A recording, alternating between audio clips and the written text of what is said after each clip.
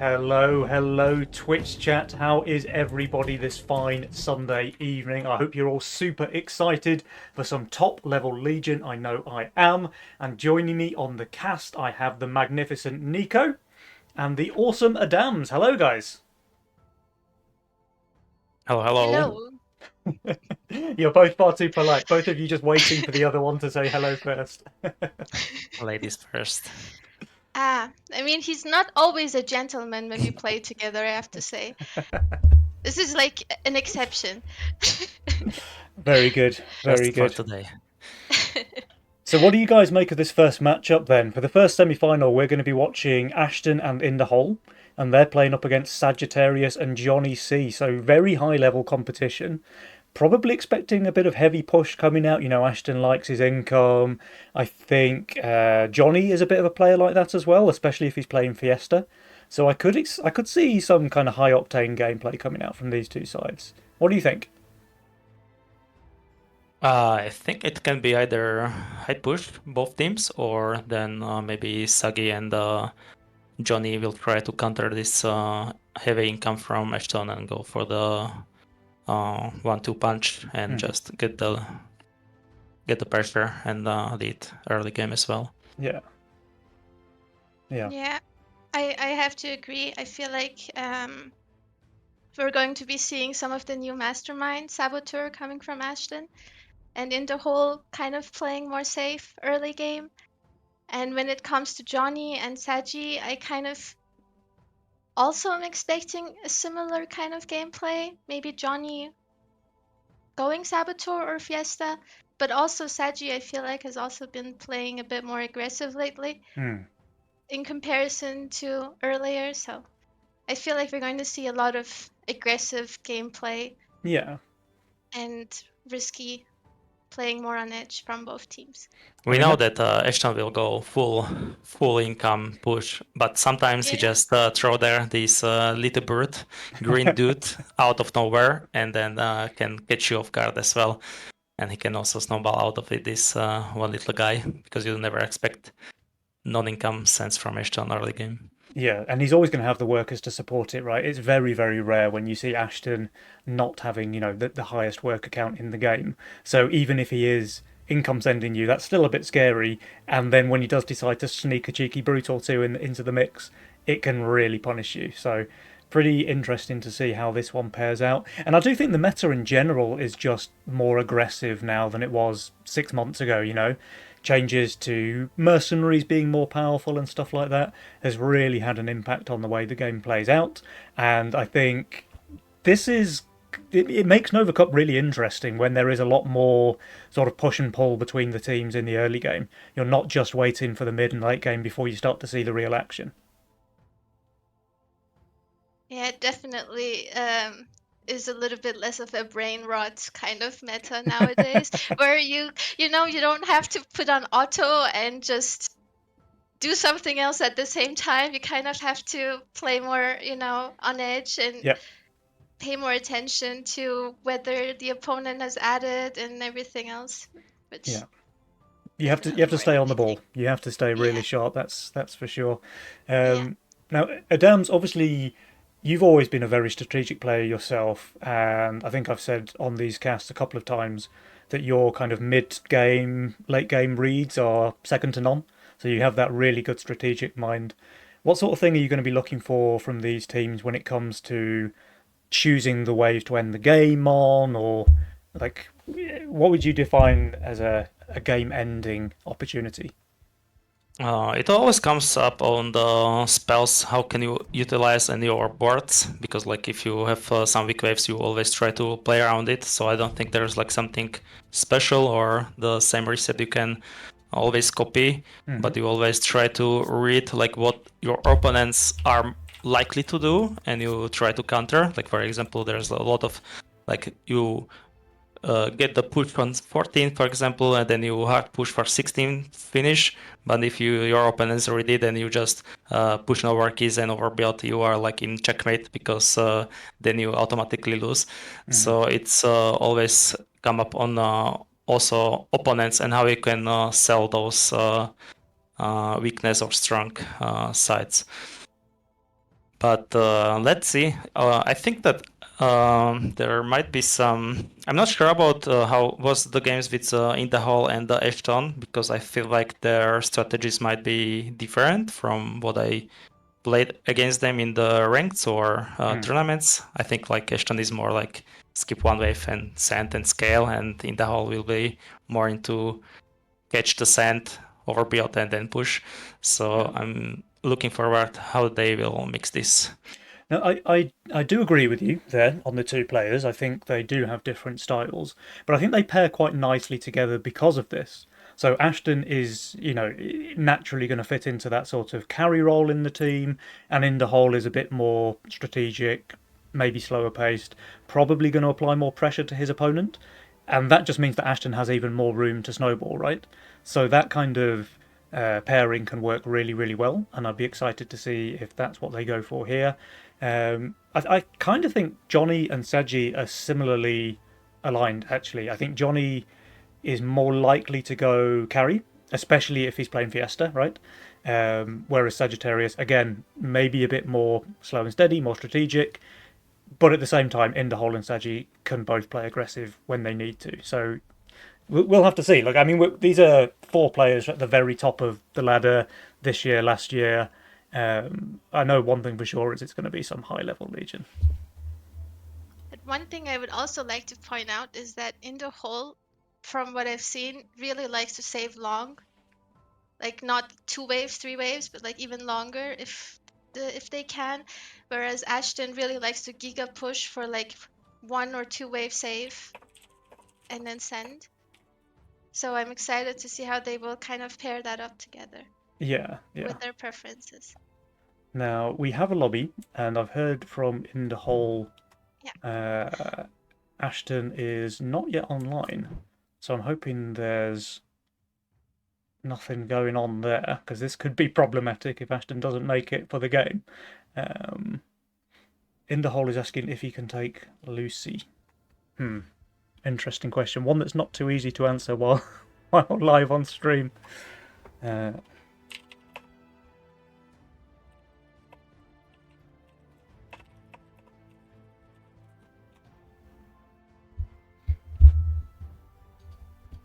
And this would then, of course, change everything that we've just talked about if Ashton's not playing. Yes. Do you know if the other semi-final is already live? Okay, Johnny and Saji say they don't mind if there is a stand-in for Ashton, so we might see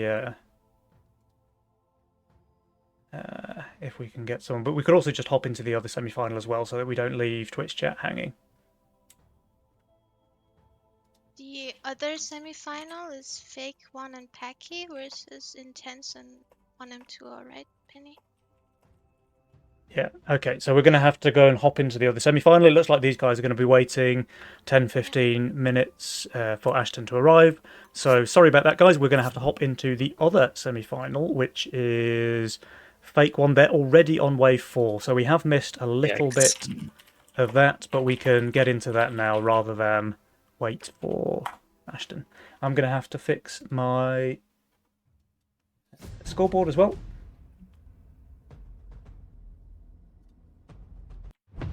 How is the command? Spectate or? Yeah, /spectate, and then the fake one.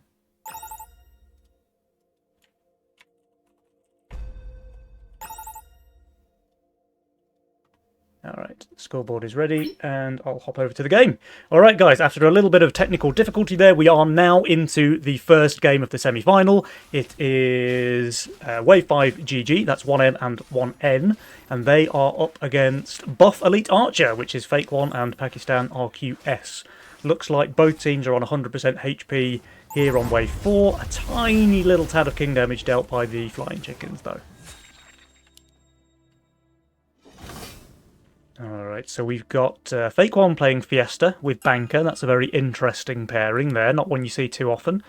Pakistan is on Cartel. We have 1M on Greed and Intense on Saboteur. So we are getting to see the new Mastermind already. What do you guys think about these Legion spells?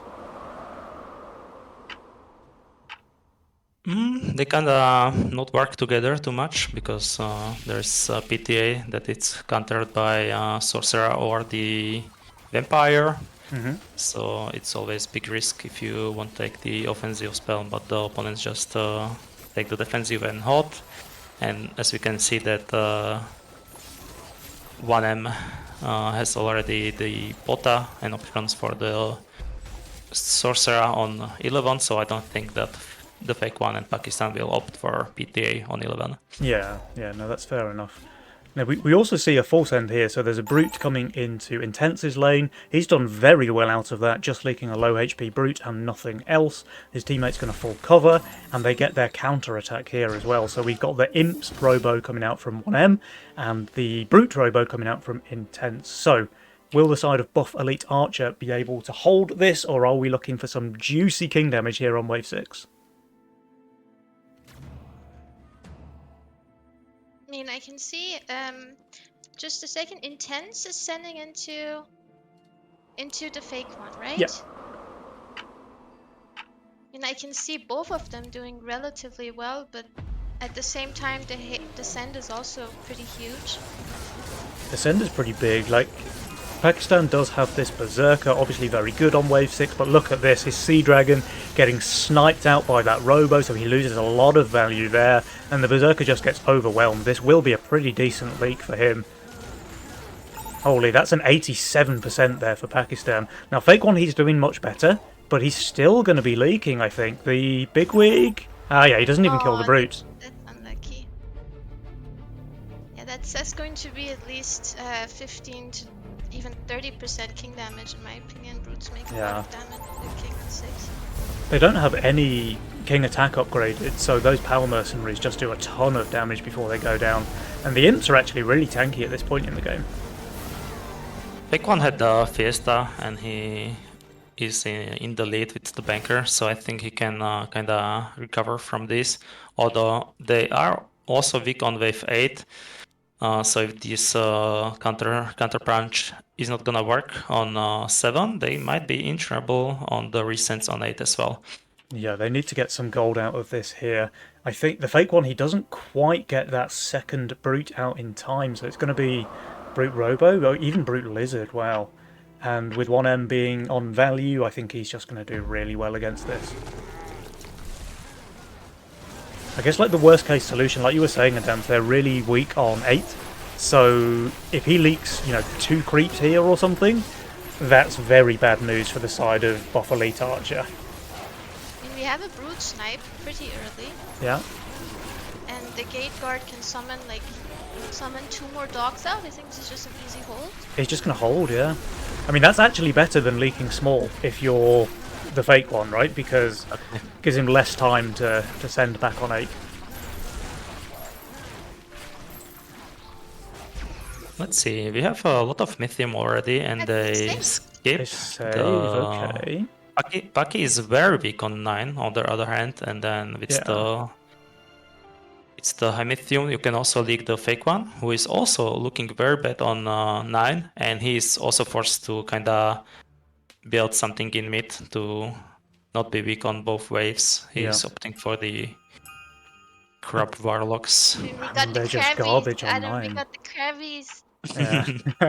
we know their Vis on 9. We got the Krabbies. And I mean, the Fake One has the Beast Roll, the Antler and the Starcaller to boost the mana. If you get to the late game, it can be really strong. The one thing they have going for them is they're both on value. But, yeah, their builds do not look good on Wave 9 at all. And 1M, they have a scary amount of Mythium. 260 there for 1M, 240 for Intense. They're looking to just end the game here on 9, I think. I honestly don't like the Ogre send into Fake One because I feel like they really don't do as well against the Crabs in comparison to Brutes. Like, he could be just leaking the Ogre. Especially with the Antler edition now.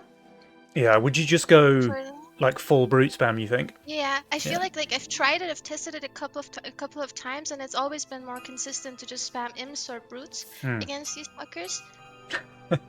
You could also go for the imp spam because he also have the big Yeah. weak, so he also have the natural armor that could come up. But these sends are very big, but those values are insane as well. This might be.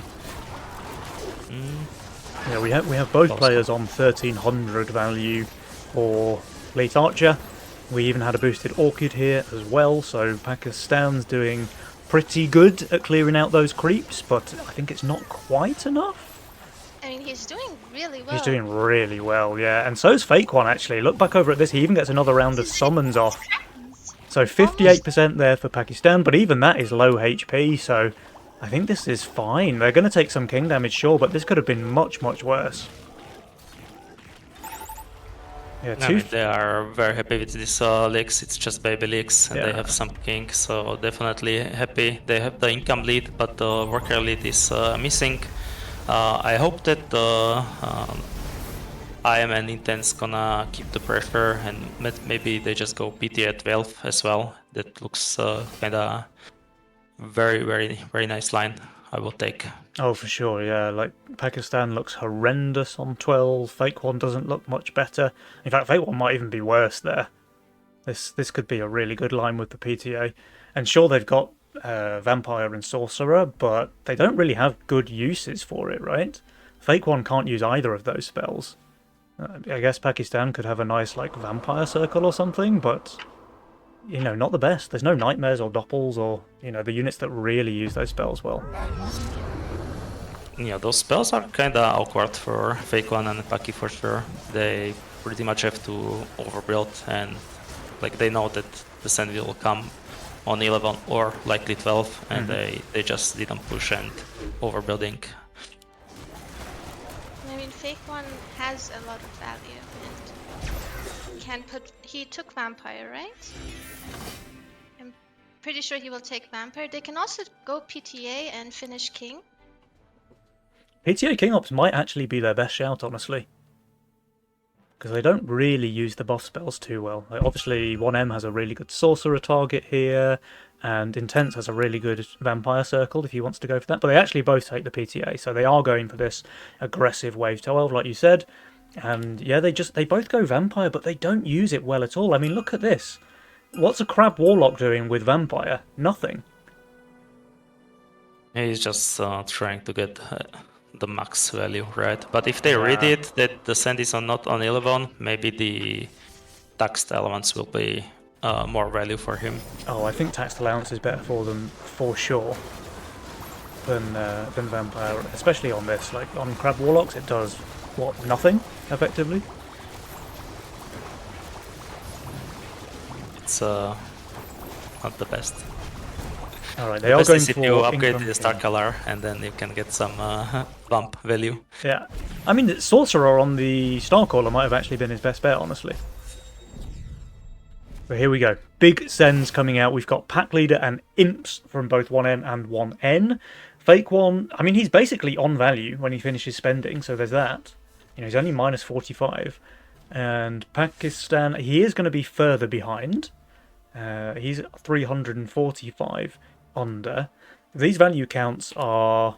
I mean, we've seen better on 12 dice. So I think there was a game yesterday where Fine and Pavided had 2.6k value on 12 and got one shot there. Oh, But the sends were much bigger than this. Still, 520 for Fake One, 580 for Pakistan. Is either player able to do well here or not? This is looking pretty dangerous for them. They don't have too much King HP remaining. the good thing is that Fake One got the second summon out, Yeah, that's good. and he's doing pretty well. Pakistan did not. That's 118% leak there for him. Fake One is doing much, much better. He's still leaking though. That's a 60% for him. It's like a GG. Yeah, they're just dead here, right?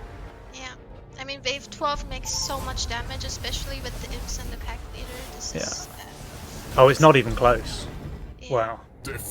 Nice. That's a very good play by Intense and 1M2O. Yeah, Not sure how to say his name. I just say 1M and 1N. It's the easiest way to say it. But yeah, I mean, they played that one really, really well. They were in a very commanding position, I think, from about, wave 6 was when they made the first big play. Big leaks there onto Pakistan. Again, Fake One did better, but not enough. They took a bunch of damage. More damage dealt on 9, and then all the way to that GG on 12. So, meanwhile, 1M and 1N, they have 100% King HP. You know, they have barely leaked the entire game. When they have leaked, they've covered each other.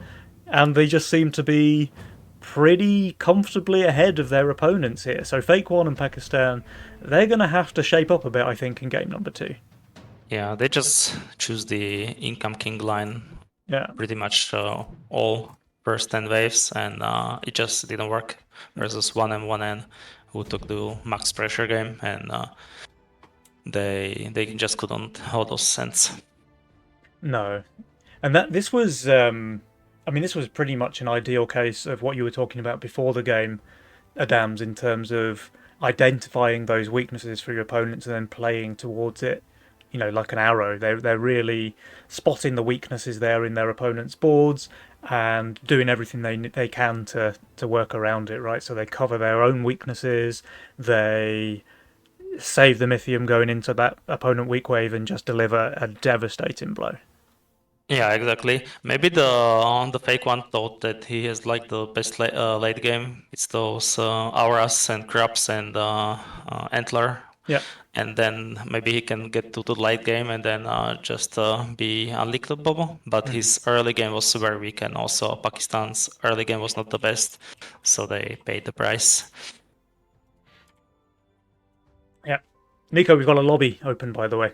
Okay, sorry, I'm on my way.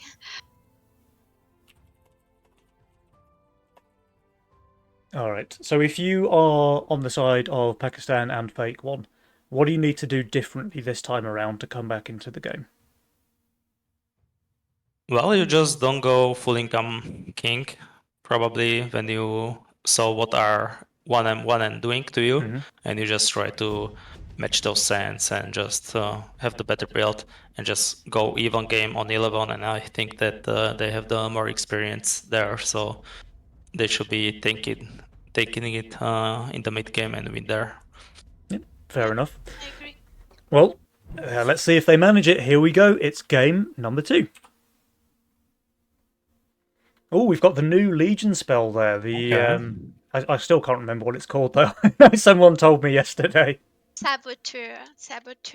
No, not the mastermind. The spell. Something wealth, no? Spread the wealth. Spread the wealth. Spread the wealth. Yeah. I was lucky that time. We had it twice, and my teammates were so good that they just beat me. Yeah, it's a very selfless Legion spell. So it works by giving your teammate 95 gold, but you get nothing. So it's very unusual in the Legion universe. Also, there is the PTA with the embargo spells. So you can, if you read your opponent's King embargo, then you can just take the PTA and force like 12, like Pro League 11 or even not Pro League, and then just go Big 12 and punish those embargo, because embargo is one of the best spells you want to take. Now we are just frozen for a minute. It looks like Pakistan needs to reconnect, so hopefully we can get this one on the road. His game's crashed. Very good.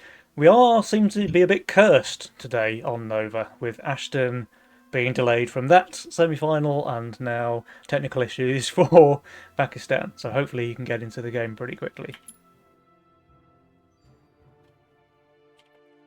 Yeah, today is a bit bugged. I also almost fainted because of whatever reason. Well, hopefully we can get through the rest of the cast with no more drama. It looks like Pakistan is back now. And yeah, we should be able to get this game underway. Perfect. So we've got Greed and Chaos from Elite Archer. We've got Fiesta and Cartel from Wave 5 GG. We'll have to see if 1M can play Fiesta any better than Fake One did in the previous game. Yes, some options. Maybe Copter or the Atom, right? Yeah. Or the Gate Guard even.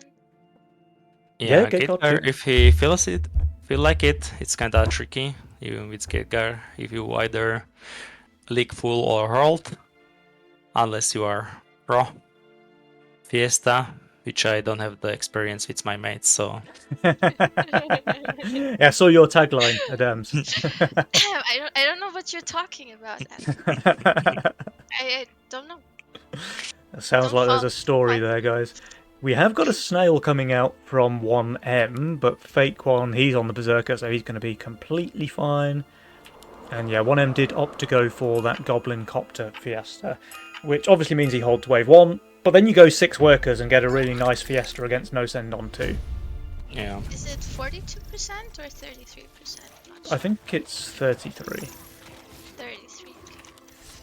Lucky and the Fake One are choosing the slow openers that will benefit your Fiesta cartel, so not the greatest synergy between those teams. Yeah. They are doing it for them. Yeah, and this one looks like it's going to be... I was going to say it's going to be a case of whether they can be more or less neck and neck when it goes into wave 11, and then you expect the cartel player to drop off.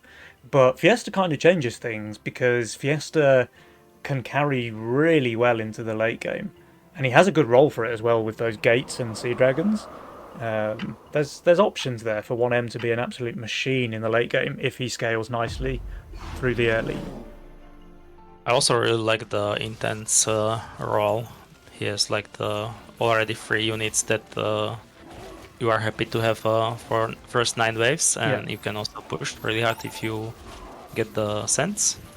So very nice from them. It's also really good as a cover role, right? Like a gate guard is one of those kind of infinite value units. So as long as you're holding your own wave, the gate guard can produce a lot more cover potential than other units.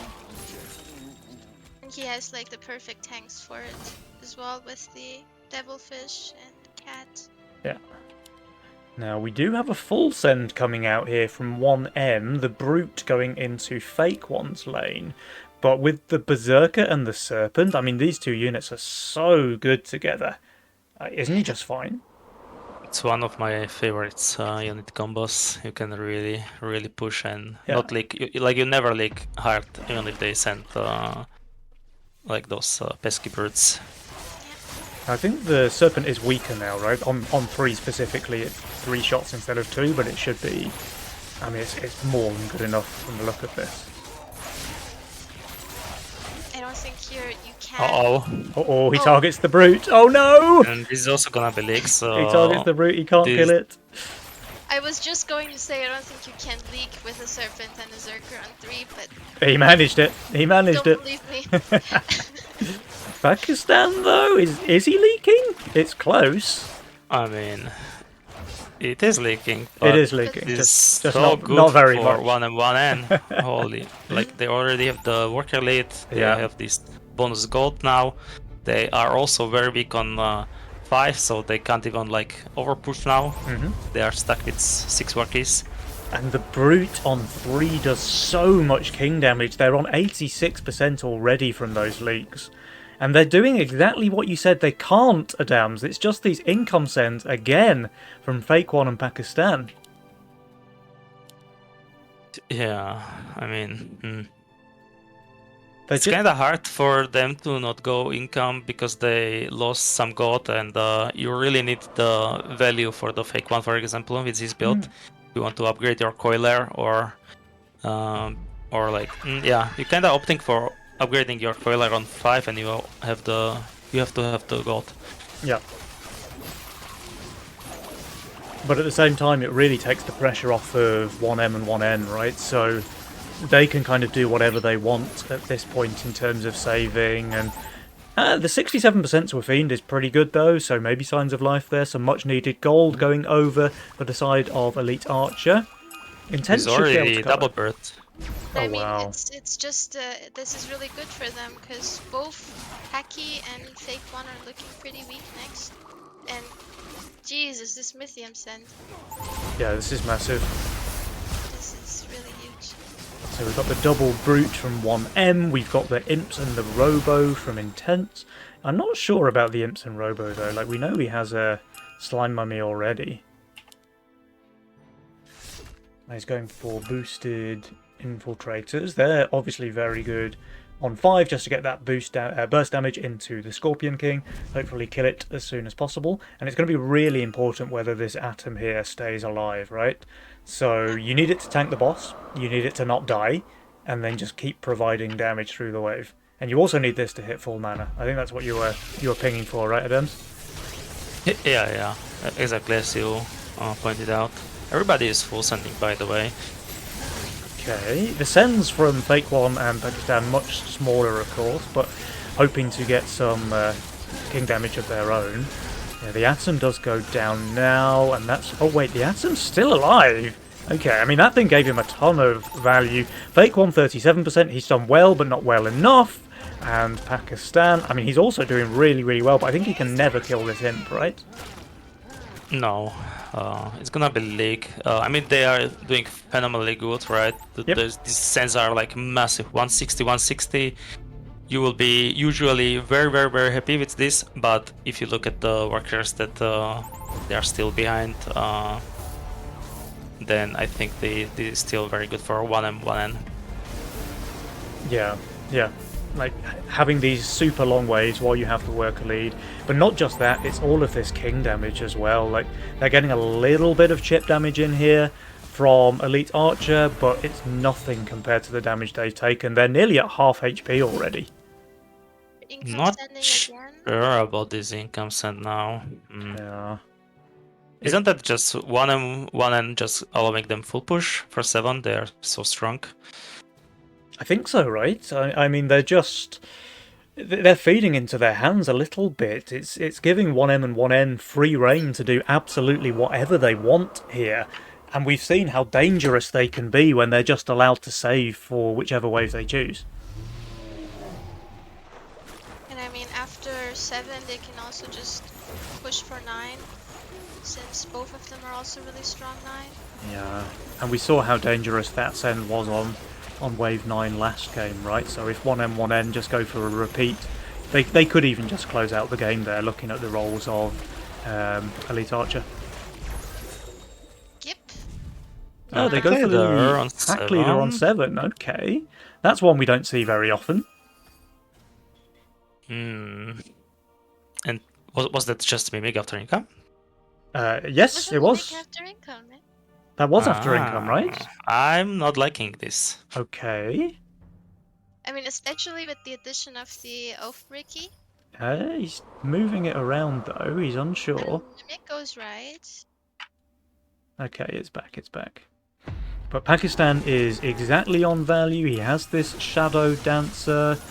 Oh, the Atom goes down very quickly, though, so no more value from that unit, unfortunately. Meanwhile, the Mimic is chomping here. 12 gold already. This looks like a pretty decent leak onto the Fake One. He gets one more creep. He does, but that's a 15 gold Mimic and a 74% leak for Fake One. Pakistan, though, he's doing really, really well. His Shadow Dancer's still alive, providing more and more value with those clones. He's just Don't holding. die! Don't die! Don't die! Oh, it died. But it's full hold. It's Yeah, full he hold. holds And his that was own lane. after He won't be income, able to cover very much in the mid, I don't think. And we see the counter punch from the Fake on Double Brute. He Yeah. can get the gun and upgrade Cat if he reads it. So he should be doing very good, but 3 brutes, maybe even one more. Yeah, the Quadra Brute. I think he does get it, right? Yeah. No. Oh no, he would have to push a couple of workers, I think, to get that 4th brute out. Pakistan, meanwhile, he should get the... Oh no, he's short as well. Oh, they're both pushing. Okay, they've both pushed all the way up to 14 workers. Now it's 1M and 1N's turn to go for the panic income sends. They get these cannoneers out here. Hopefully Pakistan and Fake One are able to hold against the income sends, but their builds look pretty good here on 8. They should be fine. Do they get the extra brute? They do! So that 14 worker push paying off here. We'll have to see. Do they get some big leaks? both 1M and 1N looking like they're about 100 under value. The Brutes are still alive, actually, getting a lot of damage in against the front line of Intense. Oh, yeah, she didn't get full mana. Did she? So the last gate guard goes down. There's only a gun left alive. This is a big leak onto 1M, 75% there, 50% for Intense. And finally, we get some signs of life here coming out from Buff Elite Archer. Some very much needed king damage here, deal on wave 8. Paki is keeping pushing. Paki is very strong on 11, and Fake One is very strong on 10, so they can choose to go one or other wave. Well, they're both building for 11 as well, right? So they've got the Shadow Dancers, and obviously if they can upgrade that to a Dread Knight, those things are super, super strong on wave 11. And they're both already really good for 10, right? So I don't think they need to worry about wave 10 with the Sunfangs, with the Deep Coilers and the Berserker. I think they can afford to skip there and go for like a big PTA 11. I feel like it's to be a PTA 11 for everyone, right? Yeah. Sorry, Adam. No, you can go on. I just wanted to point out that everybody started to overbuilding right now. They are. This indicates that they're gonna obviously skip 10 and aim for big 11. It'll be forced probably. Or just income king, if you don't think you can leak your opponents. Yeah. What? Uh-oh. This is not what I expected. Just an income send here on 10 from Elite Archer. Really? They look so strong here on 10. What are they doing here? This feels like a throw, man. What are they planning to do? Now they're also leaving open the wave 12 option for Angle. Yeah. Like, I mean, I know he has a Dread Knight, but he just upgraded a Fate. They could potentially now go 12, which... Yeah, this feels like a problem now, because they were going to present a bit of an issue in terms of a PTA send 11 against 1M, 1N, but now they just don't have any pressure at all. And again, this is what we were saying, 1M and 1N, if you don't pressure them, they're going to starve you, and they're going to kill you with these big, big sends. City PTA. I was thinking if it might be also with 13, like full commitment. When you see the double Dread Knights, it's gonna be very hard for them to hold 13. Yeah. So double PTA, that's a lot of Mythium now in the bank for 1M, 1N. They're both above 400. We got the double spread the wealth here from Elite Archer, so they're just giving each other an allowance effectively. How much gold is it? Penny? It's 95, I think. 95. And allowance is... Allowance is 100, so it is a little bit worse. The Fake One and Paki saved all their Mythium, so they are trying to maybe force the Sens here, where they are strong. And the Sens are coming. So we get the pack leader coming out here from 1M. I mean, even though they're strong, these Sens are going to be huge, right? We're looking at decently above 500 Mythium from both. Everyone's sending. Yeah. Oh, they do go full as well, actually, from Pakistan and Fake One. Okay. And I'm sure 1M2 is definitely leaking, but Intense has a really high chance of holding with these units. Like, if this Gate Guard summons enough doggos and good tanks. Yeah, he's got a lot of tank value, and that Vulcan Cannon obviously has a lot of damage. I'm kind of surprised that Elite Archer didn't just go Income King here, honestly. I'm also surprised that they are trying to full send. Maybe they thought they, like, you know, like if they... Yeah, like what if 1M just decide to skip 12, you know? Yeah, and go straight 13, then this could be a really good undercut, yeah. Alright, how's this Dread Knight doing? It's still alive. It is going to die now, though, and this looks like a pretty big leak here from Pakistan.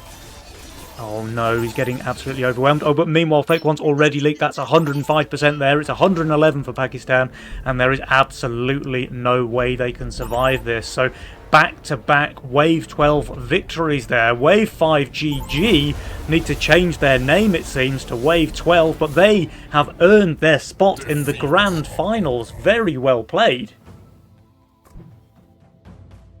I mean, they really showed us how to pressure the enemy, and to be fair, Paki and Fake One kind of allowed them to all Yeah. throughout the game with the income sense, especially on 10 this game. Yeah, the Wave 10 just feels like the final nail in the coffin. They were actually doing all right after this Wave 8. You know, they got a lot of damage in. They were pretty much neck and neck. And then what just seems like an unforced error there on 10, because they were so strong. They didn't need to be scared there, I don't think. And they do this income send, and that just is... They can't come back from that, really. 1M and 1N, they saved their Mythium. They're no longer scared on 11 at all, and they can go for these enormous 600 Mythium sends on 12, where Pakistan and Fake One just have absolutely no chance to survive. So really, really well played. A quick 2-0 there for 1M and 1N, and they will be our first finalist. Meanwhile, do we have a game? I think we do. So Inderhole and Johnny, they're on Wave 1. So we can hop straight into that one, guys, and see how the other semi-final is going.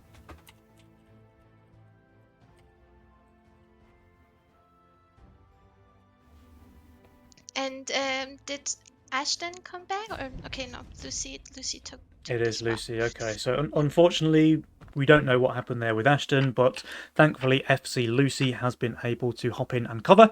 So we're just going to join this game now. We are on Wave 2. And let me play with the scoreboard. Maybe if you guys want to talk about the roles and the masterminds. Yeah, Adam, do you want to? We see full defensive spells. We see the most defensive almost as you can get hero. Then you have the pawn shop where you can sell your units and build something strong, and then obviously investment. So this might be very scale late game focus. We can also see it by the FC Lucy picking the castle, and we also see chaos and the what is the spell? The hero. Kingsguard, right? Yeah, so all those late game stuff. And did Sagi pick it, chaos, or is he mastermind? Because I know that Johnny C is fan of the chaos. I think he picked it. I think you can see the Megamind symbol if it's not.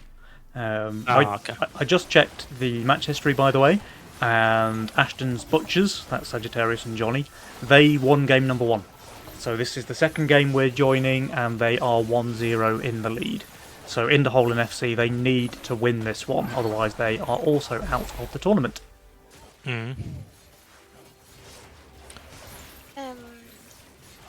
Yeah, there's also pawn shop in the game, which is perfect for Sagi with chaos.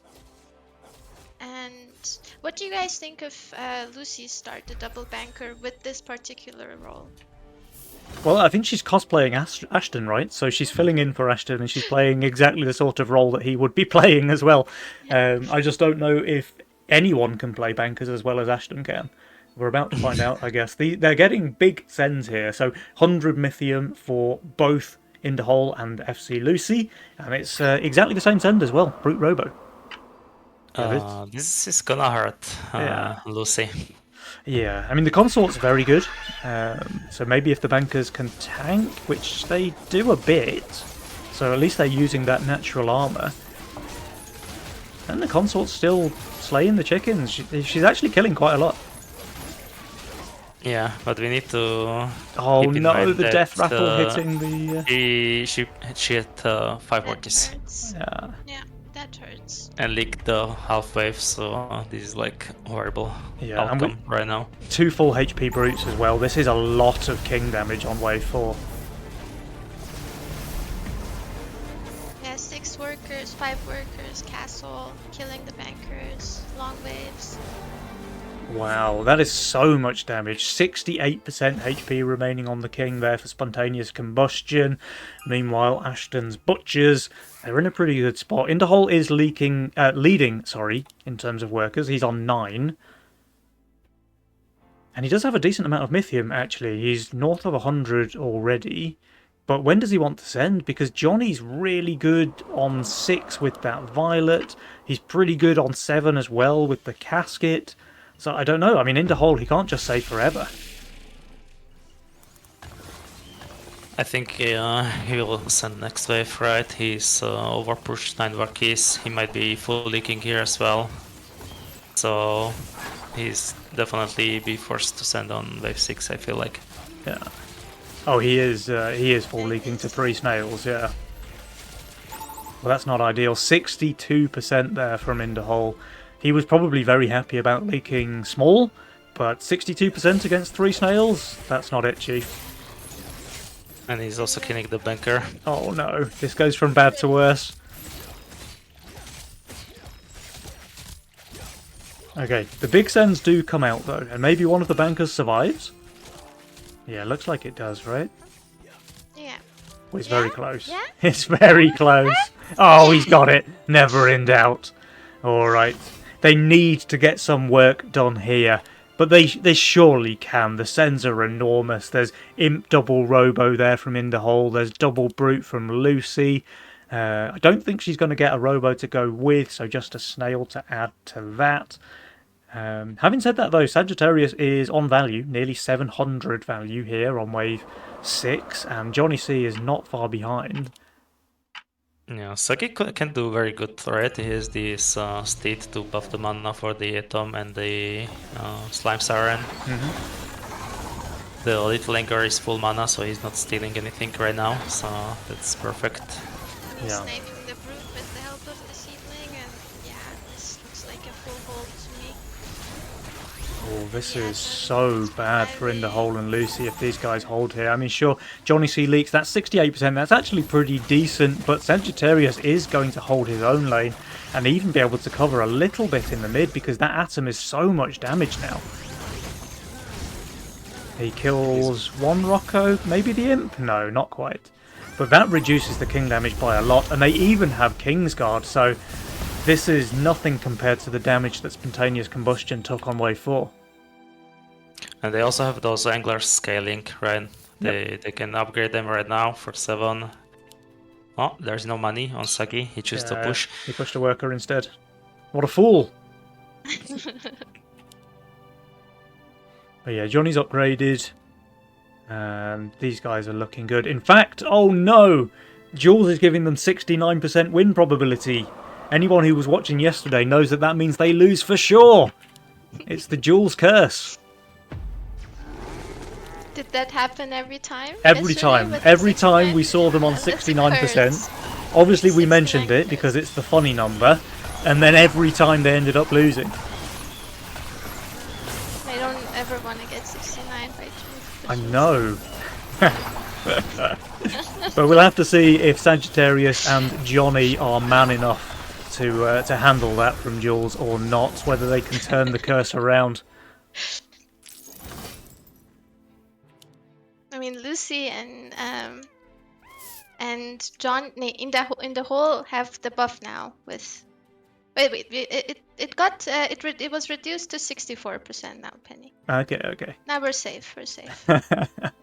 We saw it though. It was there. The curse is real. Well, here we go. There's more income sends coming out from Interhol and Lucy. And meanwhile, Saggy and Johnny, they are saving their Mythium, stockpiling their bricks, and they can press the worker button now as well. When do you think they want to go? Now, Interhol's looking really good on 9, right? And Lucy's just super overvalued. So, do you think they just go for wave 10 or what? From what they are showing, I think they are aiming for 10 cent. Like they are all building right now, and they are like the wave 9 is their strongest wave, so it's not an option right now. And you really don't want to send 11 as well. into those spells. So Yeah. I think it's gonna be just either income king on 10, or they can try those Ghost Knight, maybe Ram on the lane of in the hall if you can get it. I mean, Ram would be absolutely devastating, right, if he can afford that. He's not far off, honestly. He's going to be 260 plus by the start of Wave 9. Is Lucy ever leaking on 10 with these values? Mm. And maybe. Maybe against a Ghost Knight or something like that? I don't know. GK definitely hurts you, but the value is gonna be insane. She has got a lot of value, that's true. But Johnny could just go Income King, right? Yeah.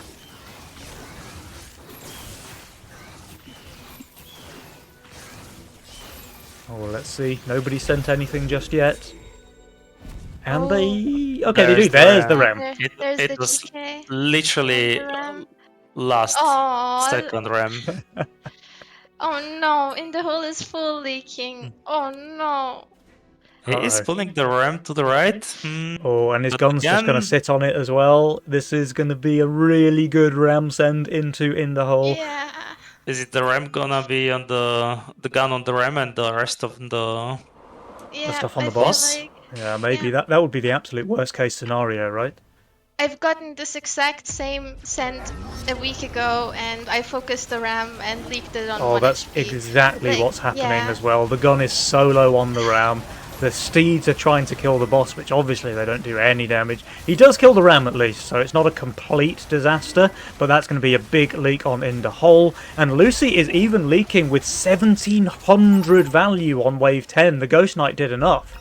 Yeah, and losing the banker the stacks banker as well. gold, yeah, yeah. When you have 8 workies before 10, that really hurts. That really Like- hurts. She's really low income, but she will get the buff now, but she's still 12 workers while Johnny is 20. Yeah. Now that castle does actually mean that Lucy's ahead in income compared to Saji and Johnny, so she's gone from being by far the lowest worker, lowest income player in the game, to actually looking like she might be in a decent spot. And that win rate keeps on going in their favour, so despite losing the bankers on 10, despite the king damage and all of the Burt gold going over to Ashton's butchers, they're still in the game. And they still choose to go income, so they will have to hold quite well if the Sagi and Johnny choose to go for pressure and send big send, but where we can see the send. I like 14, if they can afford it. Yeah. 14 looks really good. 14 actually looks really good against all 4 players, right? Like, In the Hole may be the best there, but everyone looks kind of dodgy on 14, honestly. Oh, I And see Saji- the Ashton in the chat. He went for an up. It's nice that he's woken up in time to see his teammate hopefully winning this semi-final.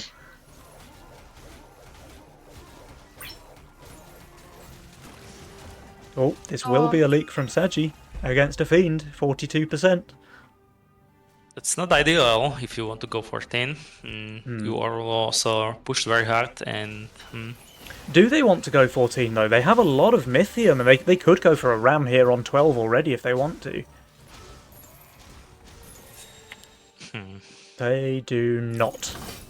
they are incoming once again. So they open up the door once again. Yeah. Well, that makes the 14 a lot easier for Saji and Johnny if that's what they want to play for. I don't think they could skip 13 if they didn't receive the income here. No. They would be super far undervalued, right? I mean, they're already 200 undervalued just because they've been saving for so long.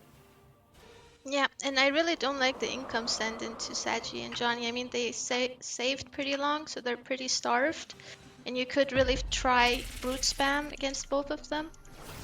Or like maul into Johnny with brutes, and I'm pretty sure they're both leaking.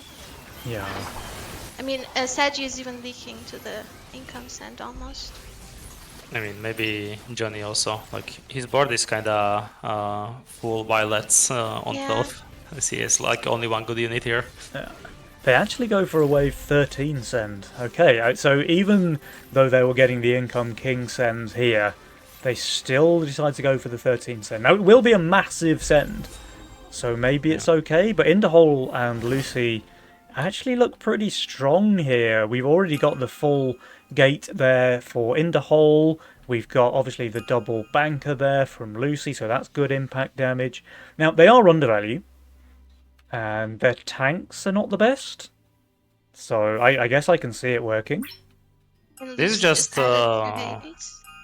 this is just full DPS units Yeah. without the tanks, so Yeah. Interhole might be overrun here. Yeah, and that is the problem with gates, right? Like, they're super, super strong when you're on value, but if you're even a little bit under and you just get a send too big that you can't handle, the gate just doesn't give you any value at all. And yeah, his front The line is mask absolutely crumbling. nerf tanking though. It's got so many value units like the Gate Guard and the Harbinger, but they're just not going to be able to summon enough. They're already dead. The Gate is doing its thing, though. Can it get another? It does. Holding. Oh, yeah, Lucy's doing very, very well. But Interhole, that's 130% there for him. FC Lucy, though, clap, clap, clap, clap, clap. It's the stand-in that we all needed here. She is holding the 600 send on 13. But I mean, if they had skipped 13 for 14 with Lucy adding 2 Hades, they would have been. They'd I probably think they just win the would've game have died, on yeah. 14. Yeah, yeah. Now, they still get some gold here, so it's not exactly bad for Ashton's Butchers, but it could have been... taking the lead by Jules. Yeah, wow, okay. So the 69 curse is real. They've made it all the way back from there to being in the top spot, and FC Lucy topping that power score there. The bankers really showing their stuff. Now, when are they going to send? Lucy didn't barely pushed. That's plus 300 value, but she also has the bankers. She's pretty weak on 16. I think they probably want to 16? send 16 themselves, right? So Yeah.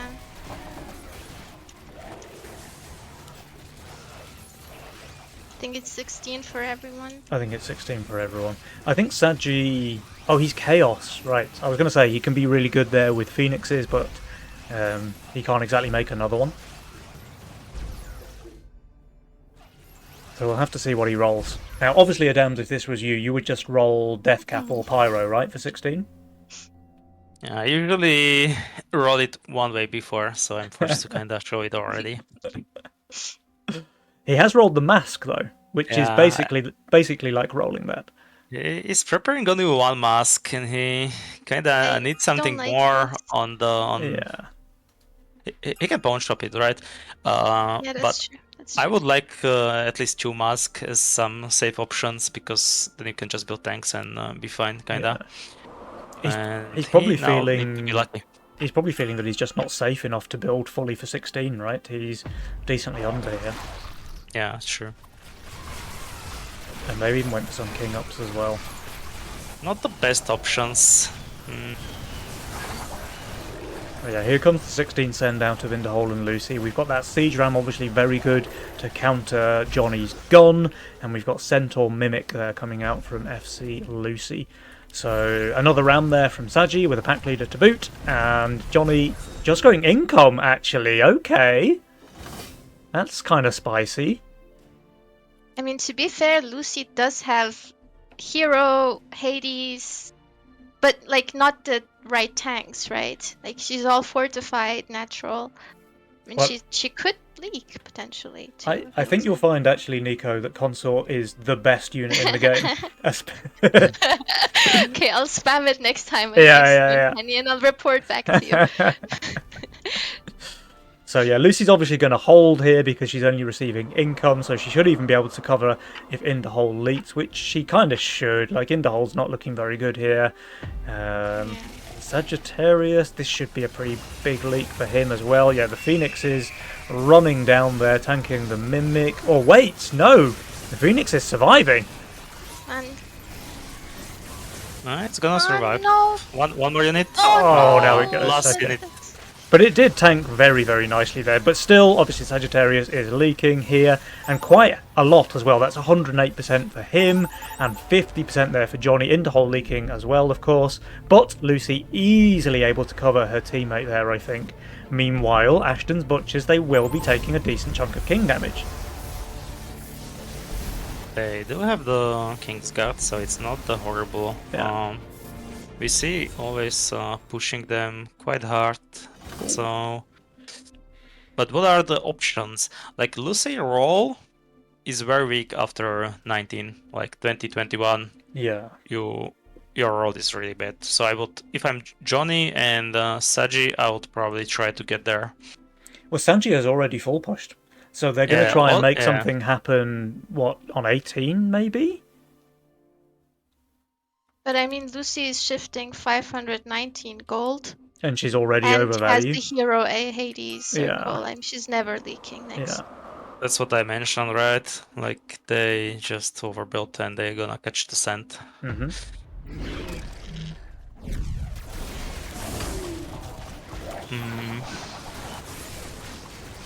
Yeah, I'm not sure about this full push. Maybe it will work, but I don't see it right now.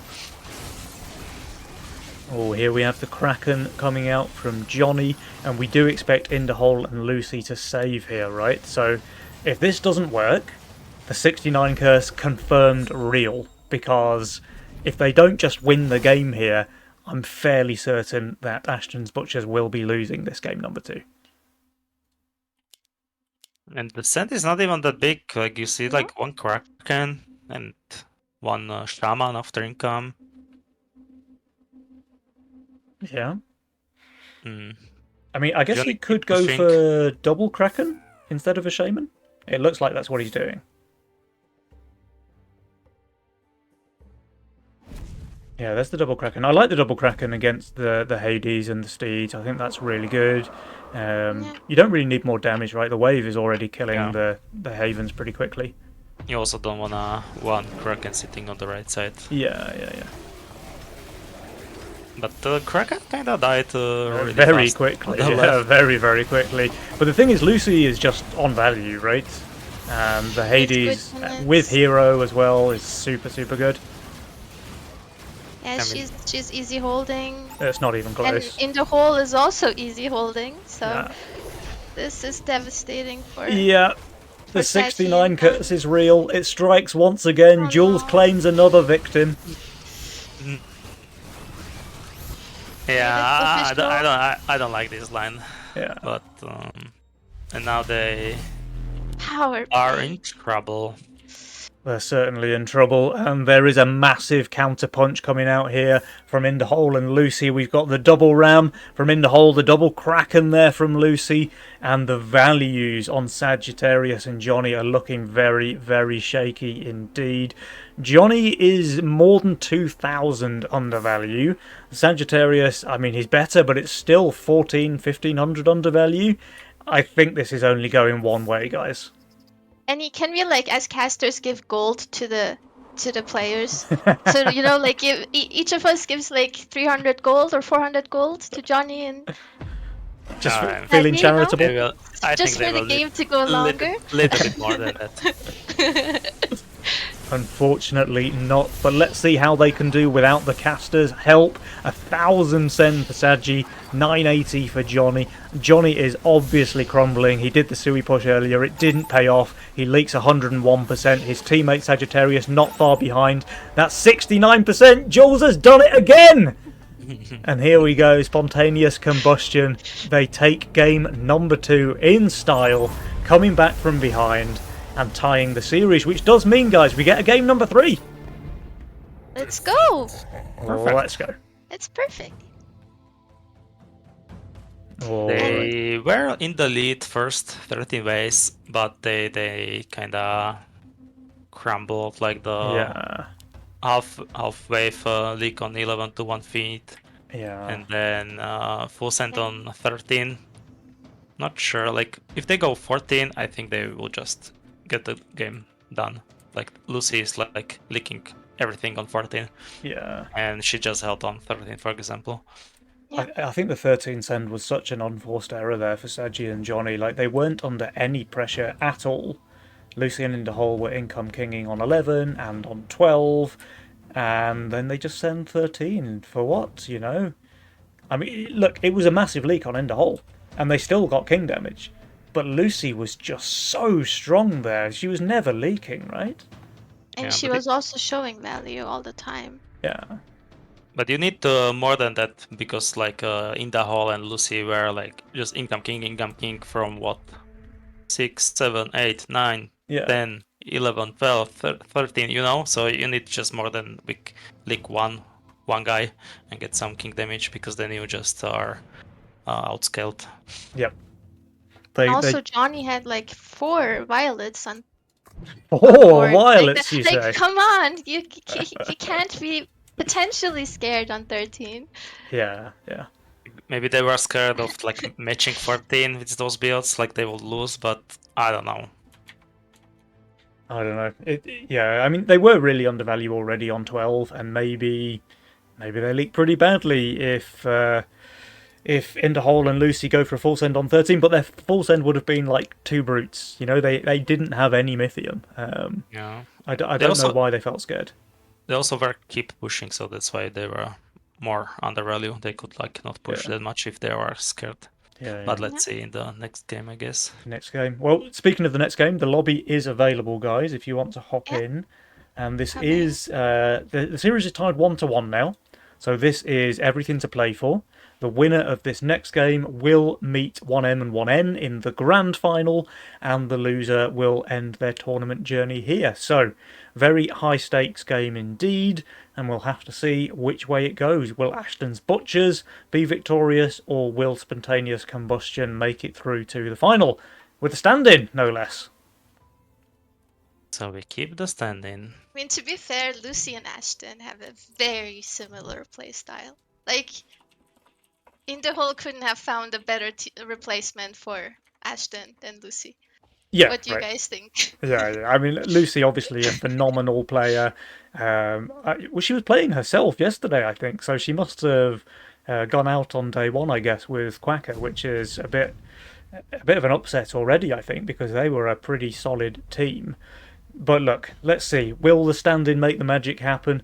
Here we are, guys. It's game number 3 about to begin. We've got Ashton's Butchers on the left, and we've got Spontaneous Combustion on the right. And I'm sure Johnny will finish loading any second now, so I can stop talking and show the game. Here we go! Adams, what do you think about these Legion spells? They once again kinda counterfeiting. If you go the offensive spell, I don't know what is it called, Robo Army, then you can counter it with the Vampire if you have the roll, obviously, and then you also like to option to Creditor Mill God, but then it's countered by the Robo Army. So we'll see how those teams will set up their builds, and we see double chaos. Now it's the Johnny turn. He didn't like what he saw on Seji, so he's taking it. It's my turn now. I mean, Johnny C is very good at abusing chaos, I think. Maybe other than yourself, Adams, he's probably one of the most annoying chaos players to play against on the ladder. So I expect to see some impressive stuff out of him in this game. And Interhole, I mean, I don't really have Interhole down as a chaos player, but I'm sure he can play it very well. I think he was playing it a lot last season. I think it was his main really? mastermind. Okay. Yeah. There we have Chaos.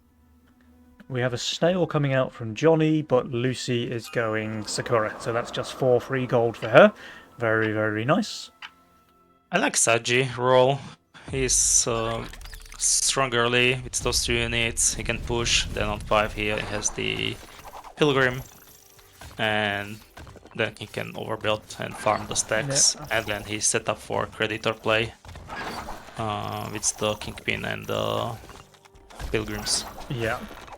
He does look really weak on 6, I think. Like the Pilgrim is good enough to carry him on 5 for sure. but on 6 he could definitely leak a lot to a couple of brutes. So we'll have to see if Lucy's able to punish that. But at the same time, Johnny's role is like perfect for wave 6 with the slime mummy, with the gate guard. And yeah, Sakura obviously super weak on 7, so if you do go for a big wave 6 end, you better hope it works. Yeah, I also point to Sakura because you can't really send that much to Saji with his role, and so he should be fine. And Johnny doesn't have the gate guard because he's chaos. Oh, he's chaos. Okay. Yeah. Oh man, chaos is just the gift that keeps on giving. Tilts me out of my mind when I play against it, and when you're trying to cast it, it's just impossible because you don't know what they're gonna do. But he can now set up very strong. Like he has the option for the infiltrator and build like this thingy Oathbreaker, so he can counter everything. He doesn't have it because he pushed 6 workies, so he has the doggo instead of the infiltrator, which is the better play. Yep, as in you prefer the 6 workers instead of the infiltrator? Yes. Yeah, more aggressive. And he's only getting a snail here, so he's obviously going to be completely fine. Meanwhile, Johnny did skip this wave 3, so is he going for, I don't know, like a bigger wave 4 send against the Sakura? It's pretty hard to break that thing. All Lucy has to do is stay at or near value, and she should be fine against anything that Johnny can throw at her. Yeah, I think Johnny will just income into Lucy next, just keeping a bit of pressure. It is a long wave, he can afford double robo after income, but I don't think he will do it. I think it's just income king. We get the angler upgrade here from Saji, so staying on relatively lower workers, and just a round of income sends from everybody. So yeah, Johnny understands that he can't really pressure that Sakura, at least not here on wave 4, so gets his income. Maybe we see a bigger send on 7 or 8. I mean, with the addition of the shroom, the robos wouldn't have worked anyway. Yeah. So no need to risk it Yeah. and be out of the game.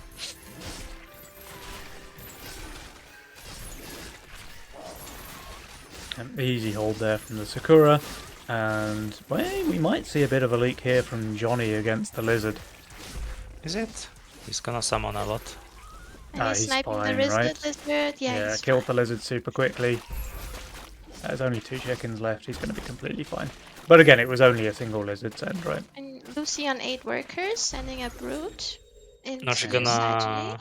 This is gonna be sad bird. Sad brute. running Pilgrim into- is just so good on wave 5. It's the best unit in the game, right? On wave 5. Probably yes. I don't. Yeah, I think it is best unit for the cost. Yeah. So Saji should be fine. I mean, he's plus value as well, so Saji is just never really in danger here on 5, I don't think. Yeah, and this bird is like helping him to halt waves 6 as well. Yeah. And then he has the kind of free game. It would have been so good if Lucy had skipped 5 and went straight 6, with Saji staying over value so you can't get the big fishy anyway. Yeah, yeah. But you never know. Like, how can you possibly know that Saji has the perfect unit for No, them? of course. It's all a bit of a gamble, right? But we can see from his role here that Sagittarius would have been in real trouble against the double brute on 6, and Lucy would have had the Mythium as well.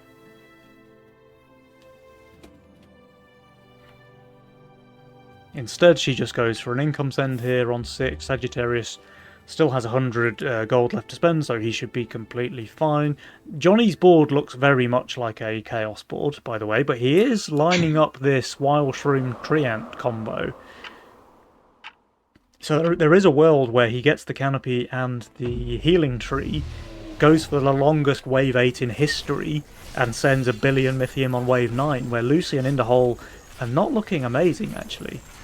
I'm a little bit worried about Indahol. Like it's wave 6, it's gonna be wave 7, and he's sitting on 6 workers. I Yeah. feel Oh, like wow. this will cost him, and he will fall in the economy game. You're saying the he mid might game. fall into hole, or Yeah, Yeah. exactly. interesting. will But be Johnny's in the going for hole. this big wave 7 send. Sagittarius will match. There's double brutes already. I think I mean, Sagittarius certainly gets a third if that's what he wants to send. Lucian in the hole just going for more income here. I mean, Lucy is on value. Canopy's pretty good, but this is dead value, of course. So we'll have to see how well she does here. The send is pretty large. Johnny will not get that third brute. So maybe just a robo added from him. But the triple brute into in the holes lane should be pretty good. But this thing, I don't know. It's always hard to judge. It can tank a lot. Yeah. I'm Especially surprised with that the works. And this Tempest surviving, that's huge. Yeah. The Tempest battery is providing a lot of DPS here for in the hole. Killing, I mean, all of the wave is dead pretty much. The Tempest is so broken, man. He's just easy holding. It's not even close. Lucy is the one to leak 76%. Okay. She received a smaller send, she has higher value, but of course Sakura is just dead value, wave 7. I wanted to say that I was a little bit surprised to see Saji going for triple bird because he saw in the hole 600 plus value with the good units on wave 6. Yep. So he could just go for income king and it will hurt Be in the better hole spot. Yeah. way more and he will could scale. Yeah. I mean, like this, I guess they do get a bit of king damage in, but is it really worth griefing your income? I don't think Saji is happy with this. Yeah. And it feeds more gold to your opponent, right? Now that the mercenary bounties have been changed around. So now he's got off and he had to sort his PV. Oh no. Decently stacked Kingpin though for Saji, so he's got a big value power spike. Yeah, he'll be still fine, even though sending those birds like in the hole is sitting at the bottom already. Mm-hmm.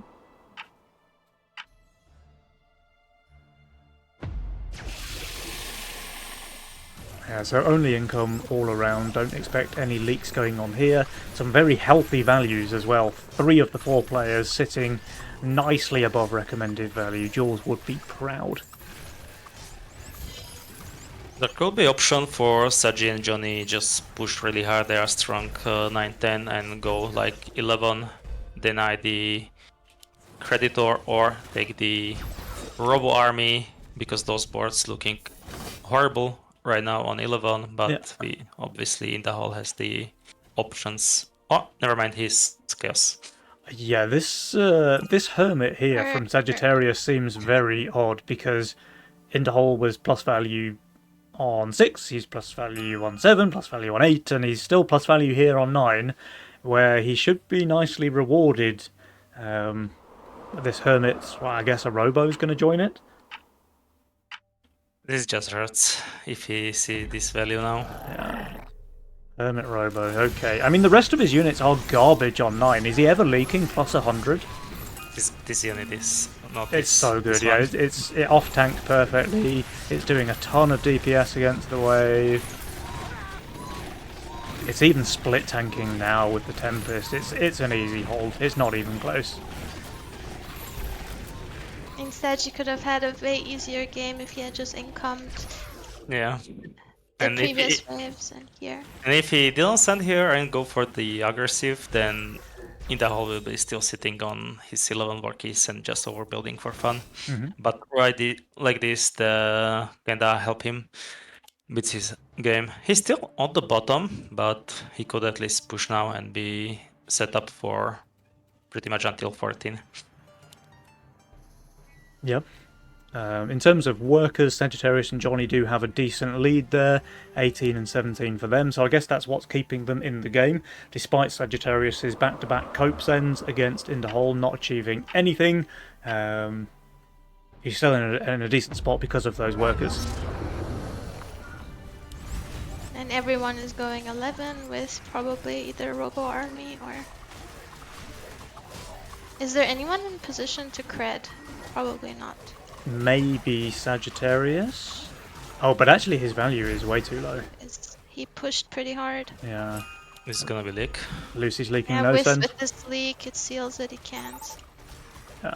Sagittarius leaks no send, Lucy leaks no send. And okay. It looks like income though. Oh, it certainly is income for Johnny. We'll have to see what everybody else does. Income all around. It looks like people just pressed the auto send button. So can anybody... Creditor, the answer looks like a definite no. No.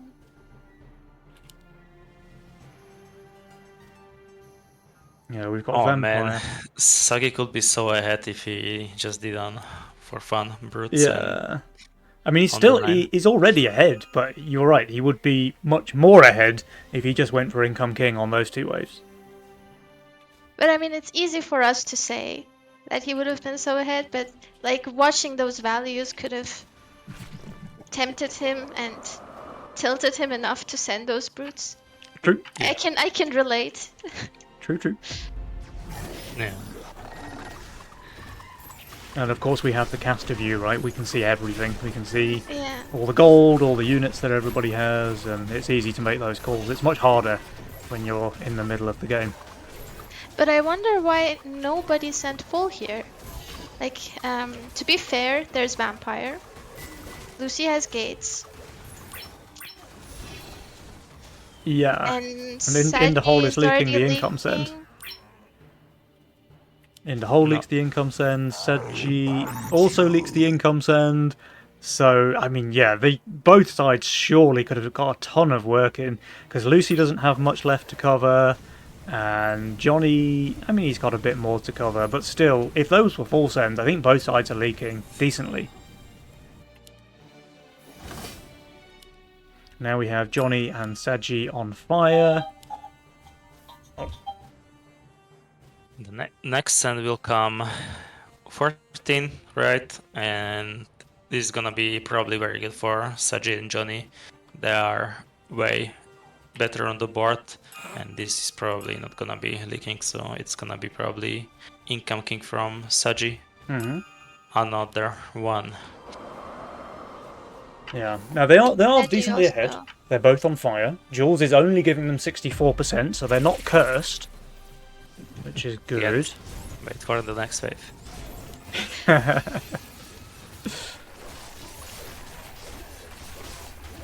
Who do you think uses the vampire best? Because that vampire on Johnny looked a little bit iffy, I've got to say. Currently it's gonna be in the hole. Yeah, with the Vampire. They are trying the undercut high push from in the hole. I don't know about this utilizing one, his Chief. Phoenix. They look so good on wave 13. You know, they're both going to have Doomsdays. This one's going to have Vampire.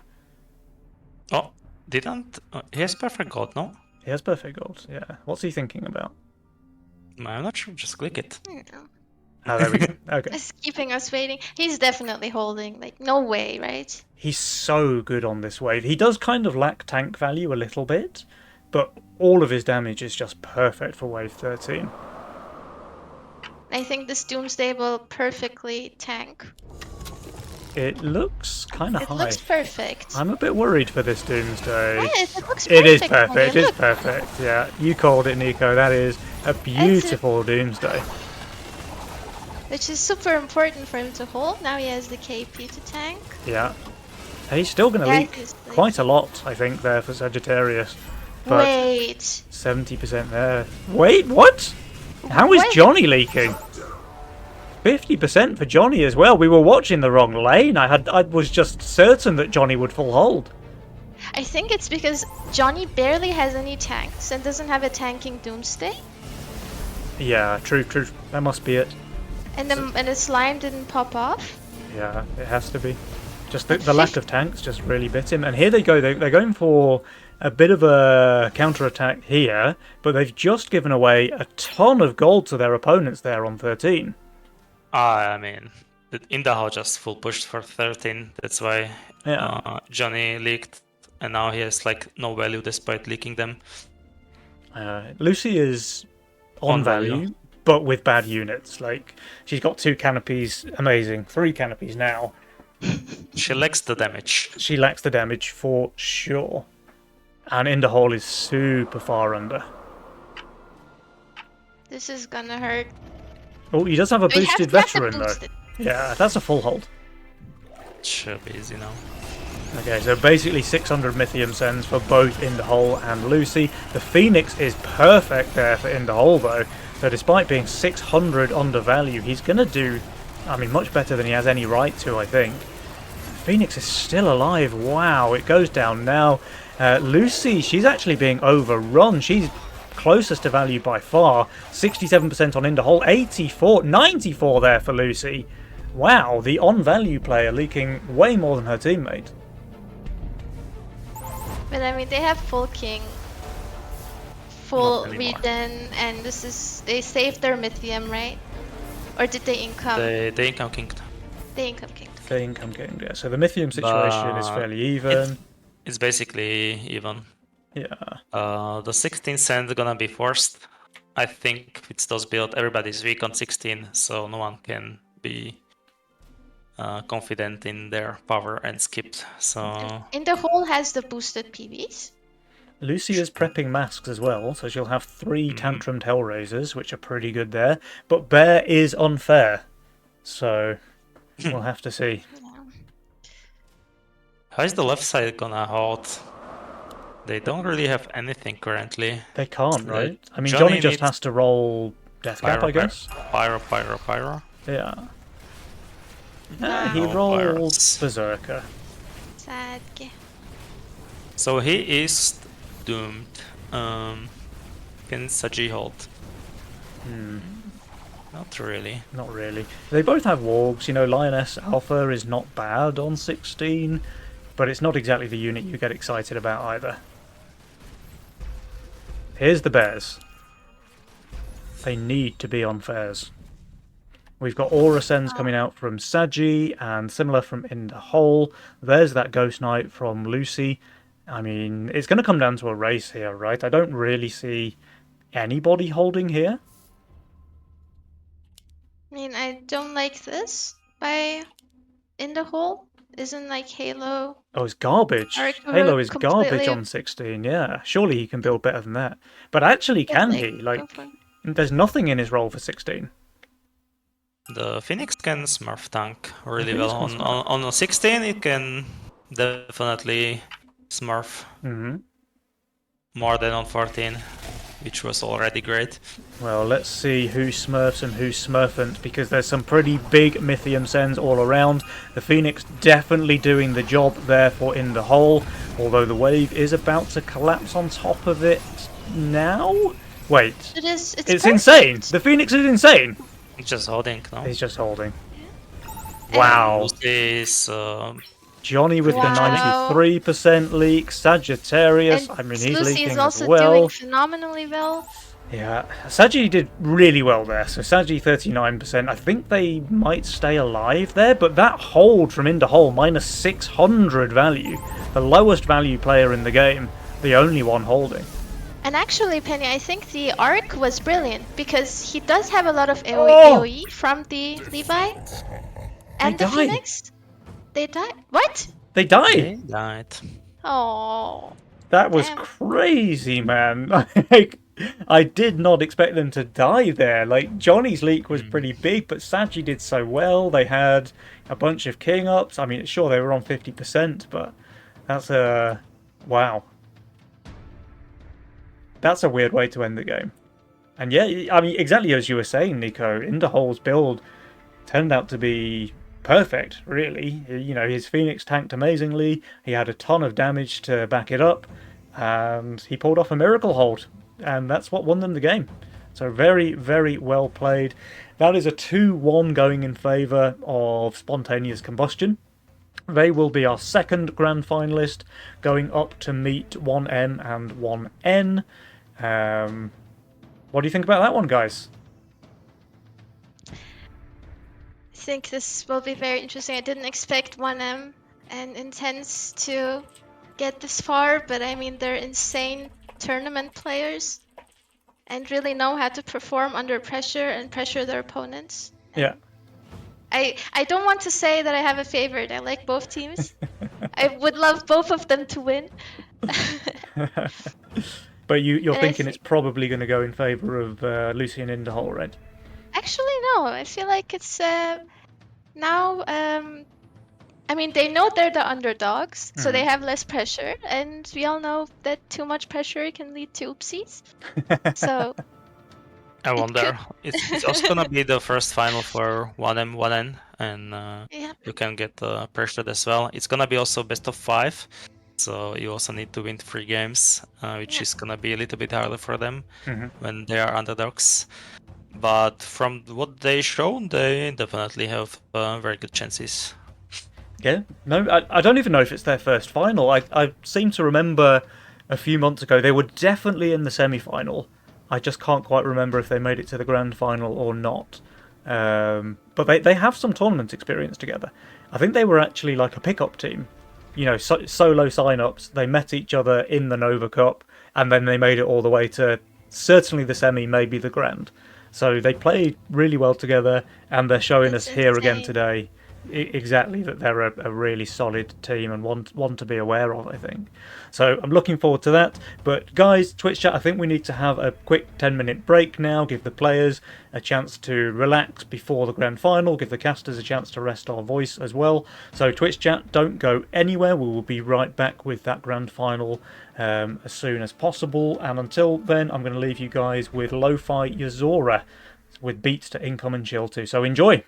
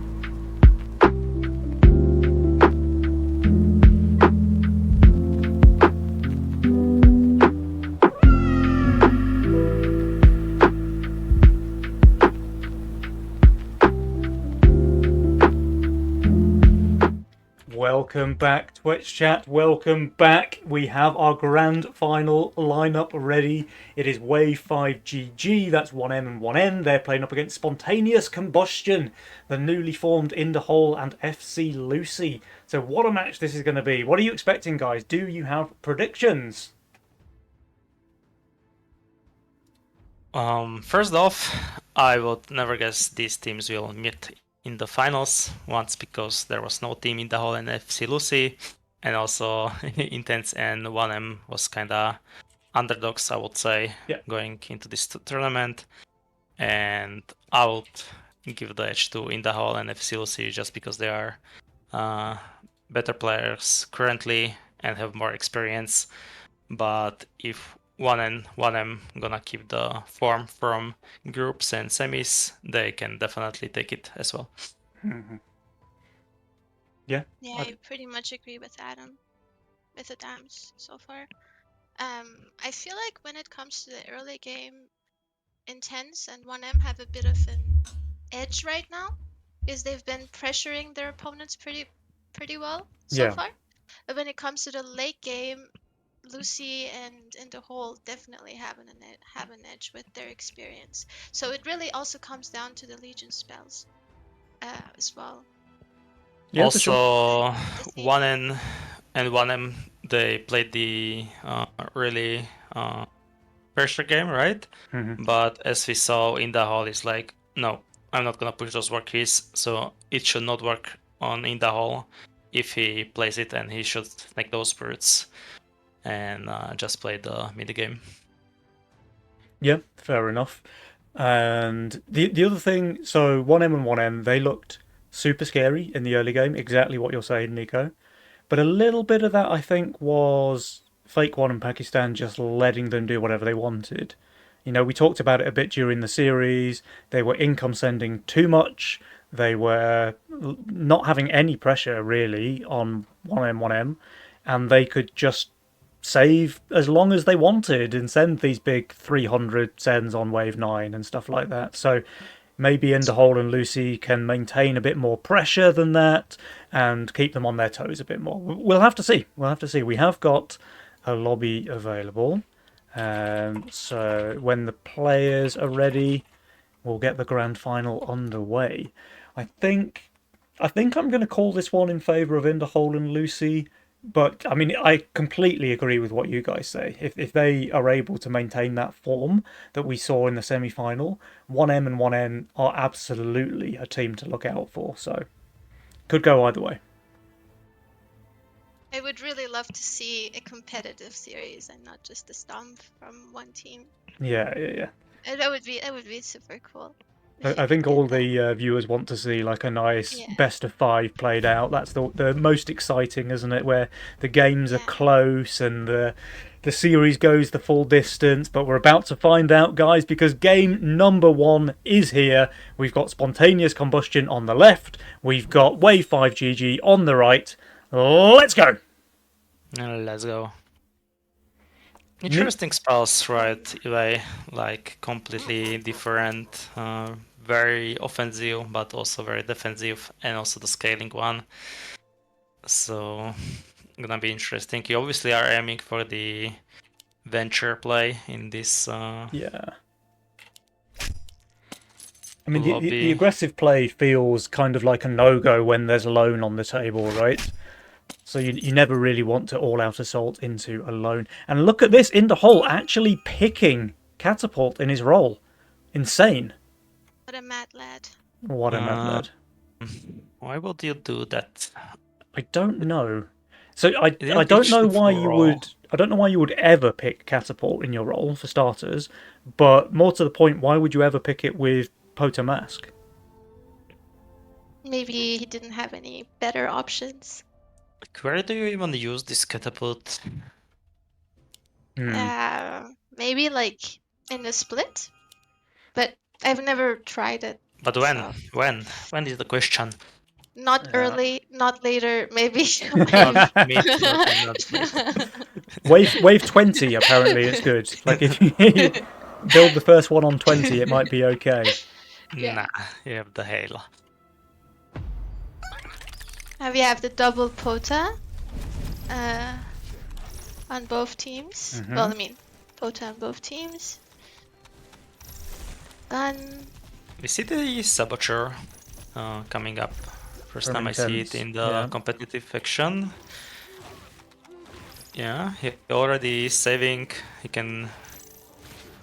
What can he do? He's probably just gonna snail, right? Yeah. Yeah.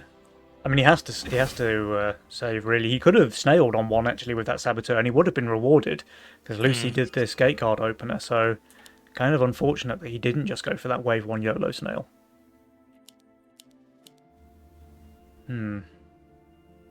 So you with Saboteur, you either are first income or go for big sense, right? But or like save and go for tryhard sense, but Lucy have the perfect counter right now for this. Yeah, Like she's cartel with good units, so she can handle the sense. yeah. So the Saboteur might not look too hot here against Lucy's cartel. We'll have to see. In the whole, I mean, Potamask obviously fantastic role, but his supporting cast looks quite weak around it, right? He doesn't really have, I mean, any good units apart from Potamask and maybe the Gargoyle. We have the King Claw and then the upgraded form. Yeah, no, you Is have it the tank? King Claw, but it's like you can't get that out in the early game, can you? Yeah, but you can pretty much not have it, right? You can build the Growl and then upgrade it for Azeria. Yeah, true. That's your option. Sure. Or you can also just build the masks and just reroll. Yeah, you also have the Later. flexible spot instead of the catapult, so you can already roll. Lucy actually went for a full send here against 1M's Priestess, which is interesting.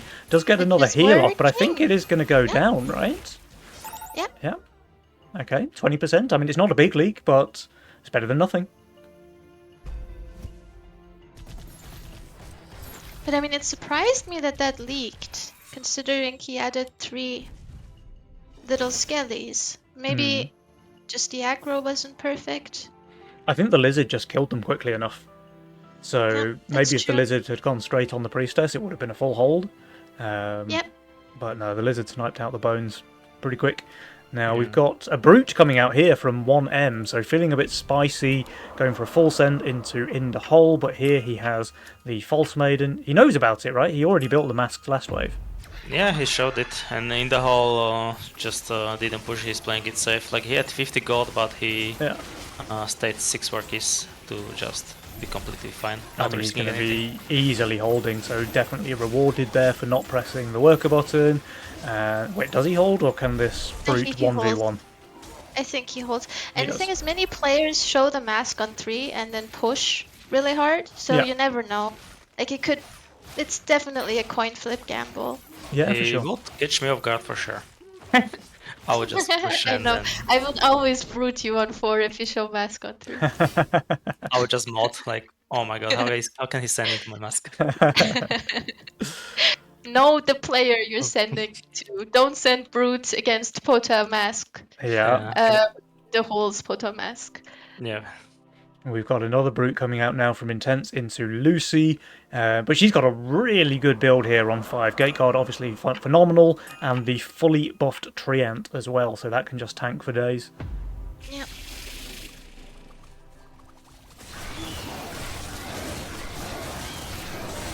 I mean, a gate guard with enough tanks can hold try-hard sense quite often. Yeah.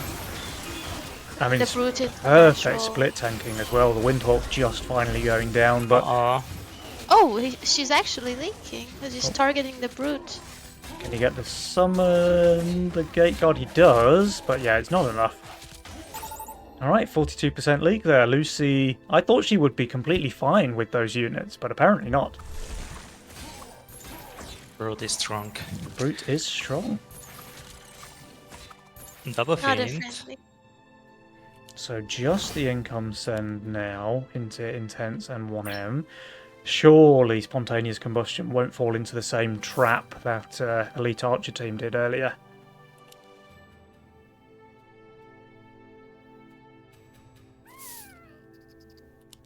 But I didn't realize that Lucy had 120 Mythium stocked up.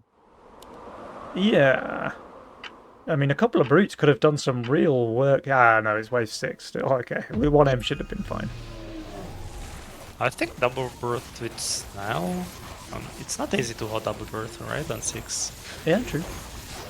Like you maybe not get the second Dagos and then you are in trouble. And then you leak but- everything, yeah. If you just get overwhelmed.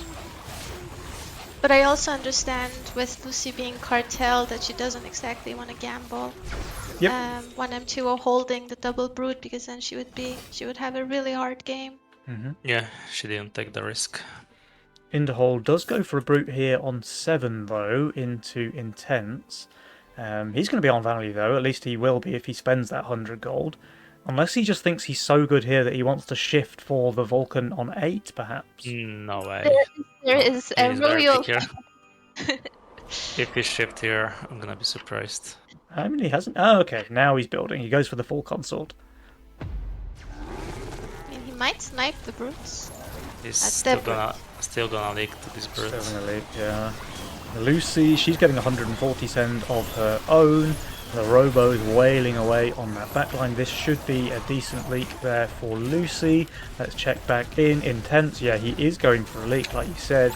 That's a 62% there. Teammates should cover though. Lucy, wow, really good split tanking on that dog. Still leaks 66% though. Wait, does 1M cover? He unfortunately had a little incident with his Pota. He's Oh, gonna leak no. as well. Gonna leak to a lizard. He was I think that deserves the Waldo. Approved. Yeah. Then 10% pro leak to leech. 1M, but this is going to be king damage that they didn't need to take, right? 1M just holds and covers there most of the time, and then they don't take any king damage, but instead they're dropping all the way down to 80-ish%. Yeah. While Inderhole fully covering for Lucy's leak, so no king damage there on the side of Spontaneous, but they are getting dangerously close to that dreaded 69% win rate, so hopefully they can steer clear of that one. More Let's all brutes. keep an eye on the 69%. More Yeah. brute? More brutes. This time on More wave brutes. 8. I mean, Lucy does look very weak on 8, and Intense does have another 80 Mythium to spend. But she knows that she's weak, so she stayed on value and added a Disciple.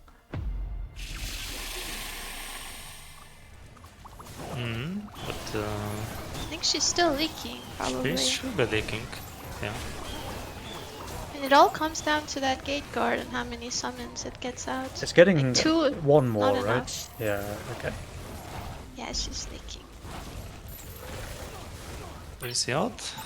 She's Oh, leaking no. half the wave. Intense is Oh, leaking no. 40% as well. But look at And right. 1M. Oh no. Okay, so sure, Lucy leaks 50%, but 1M, they both leak as well, and this is yet more king damage going in favour of Spontaneous Combustion. They're off to a really good start here in the best of 5. And Indaho is just countering this. As I predicted, to stay lower keys and just not leak, beat Yeah. the wall. In the wall. Wall. In the wall.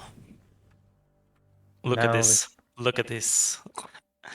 He's so much. And now he pushed Walker after he builds because he was he Yeah, won 60 extra gold.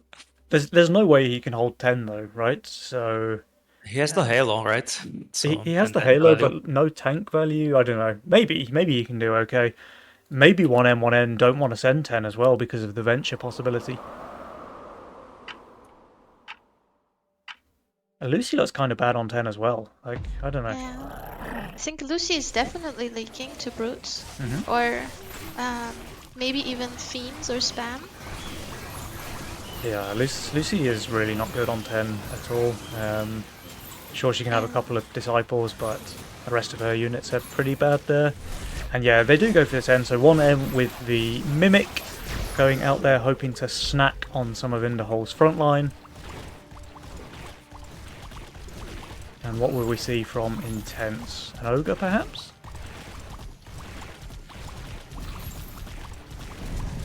Or Or just brute brute spam. spam. Okay.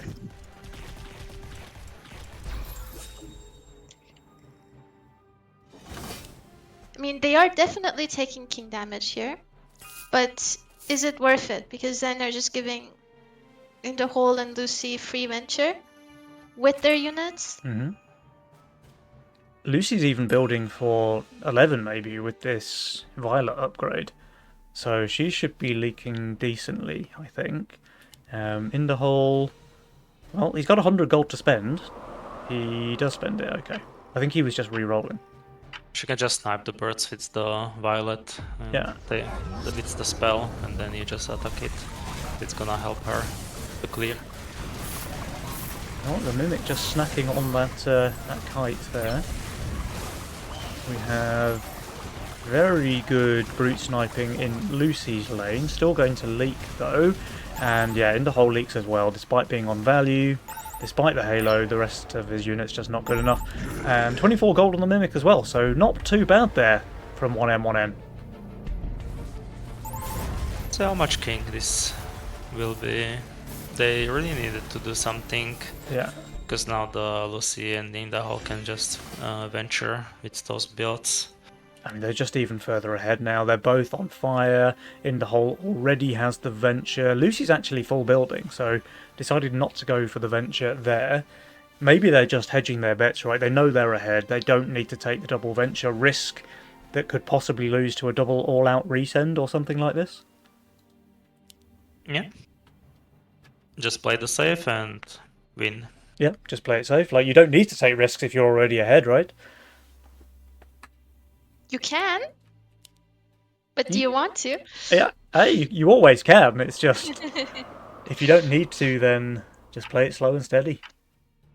I mean, if Intense took Lone, which is going to hurt him in the long run. Yeah. I Split wonder why he this took the income loan. king. Because he didn't go for a lone full push, he just went lone value. Yeah, he was expecting a resend maybe into his gun, but Yeah, I guess. I mean, But One then of if two the send comes ventured? on 13 or even longer... I mean, his value is screaming to build, right? Minus Yeah. 240, minus 340, but it's just because there is the all of us the all out. out, yeah, and that's gone now, so he can see he's actually over value. And In the Hole is going to play the catapult, or is he? So far in Nova, we've seen 2 players pick catapult. The one who actually built it lost the game. The one who had it just sat there in his roll for the entire game won. So it's okay to have it in your roll. You just can't put the thing on your board. I mean, that's the way for 1M to come back to the game. Yeah. Once you see the catapult. Well, the other way for them to get back or into the game, by the way, is we have 69%. people. We have 69%. It's sealed. Jules. Why? Why this number? It could be any other number. Why? Jules has placed his evil eye on spontaneous combustion. We'll have to see Oh. if they're able to break the curse. Yeah, it was really good for 1M to go venture and take the risk Yeah. that Lucy and In the Hole are gonna play it safe. Yeah, he's really going to pay off now with this venture gold coming through. But In the Hole and Lucy both on fire. Yeah. I mean, 1M is also cartel. Uh-oh. Oh. Oh no, we're Uh-oh. building for here. And it's still 69 as well. This game is just over, man. Unfortunate if you're a spontaneous combustion fan, but Way 5GG have won this one. I mean, maybe he's about to break the curse. Let's see if he can. Now, I mean, surely the unit is playable, right? Surely. I mean, it even will have the aura, the Ocean Templar on it. So. Yeah, that's really good for a tier 6 that never tanks. Yeah. It's kind of OP here. I guess In the Hole actually can make it tank with the mask like kite, I suppose. Yeah, he does have the Zamba. Here comes the Wave 14 send. Oh man, he saw the catapult, so he go income. Yeah, I would be scared of the catapult as well, I think. More to the point, though, In the Hole, he's on value. He's over value, in fact. So I don't hate 1M going for the income here, but you don't really win that way either, right? I mean, is the Zarya fine? Like, just out of curiosity? I feel like she definitely dies to a brute spam, no? I think she's pretty fine against Drakes though, but yeah, you might be right. In Drakes, yes, you're right, Ben. There's also no the even split, so I mean, she might even die. Nah, she's safe against Drakes. Yeah, she's completely fine against this. Meanwhile, FC Lucy, she did get a full send, as did both 1N and 1M. Intense is doing okay. Yeah, 1M is not, though. This is a pretty big leak for him. 110% there.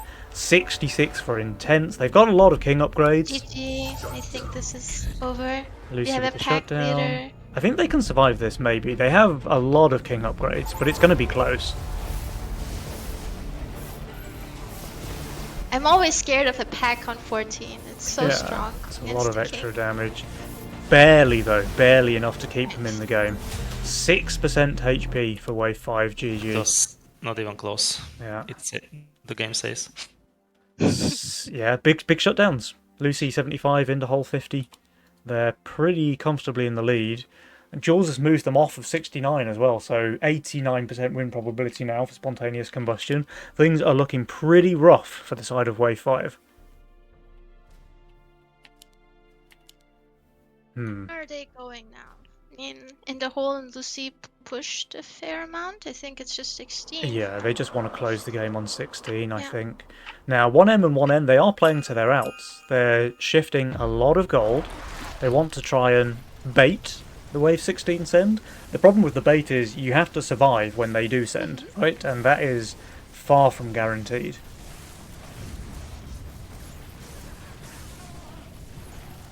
I mean, he's He's leaking no send, yeah. intense is The Drakes. But 1M is able to hold at least. it's not death by natural causes. That's something. Yeah. Well, and actually their bait, they're going for an income send anyway, so sure, you're gonna bait the send. It's just And they just product for them. Yeah. They pro leak for them, they gave them more time. Interhold and Lucy were gonna send anyway, so the bait didn't really accomplish anything other than less gold for Intense and more time for the save. Now I feel like we're about to break the 69 curse, guys. And the Trebuchet curse. And the trebuchet. First time Nova Cup victory for the Wandering Trebuchet. You saw it here first, guys. I didn't even Finally know happened. what are you talking about until you ping it.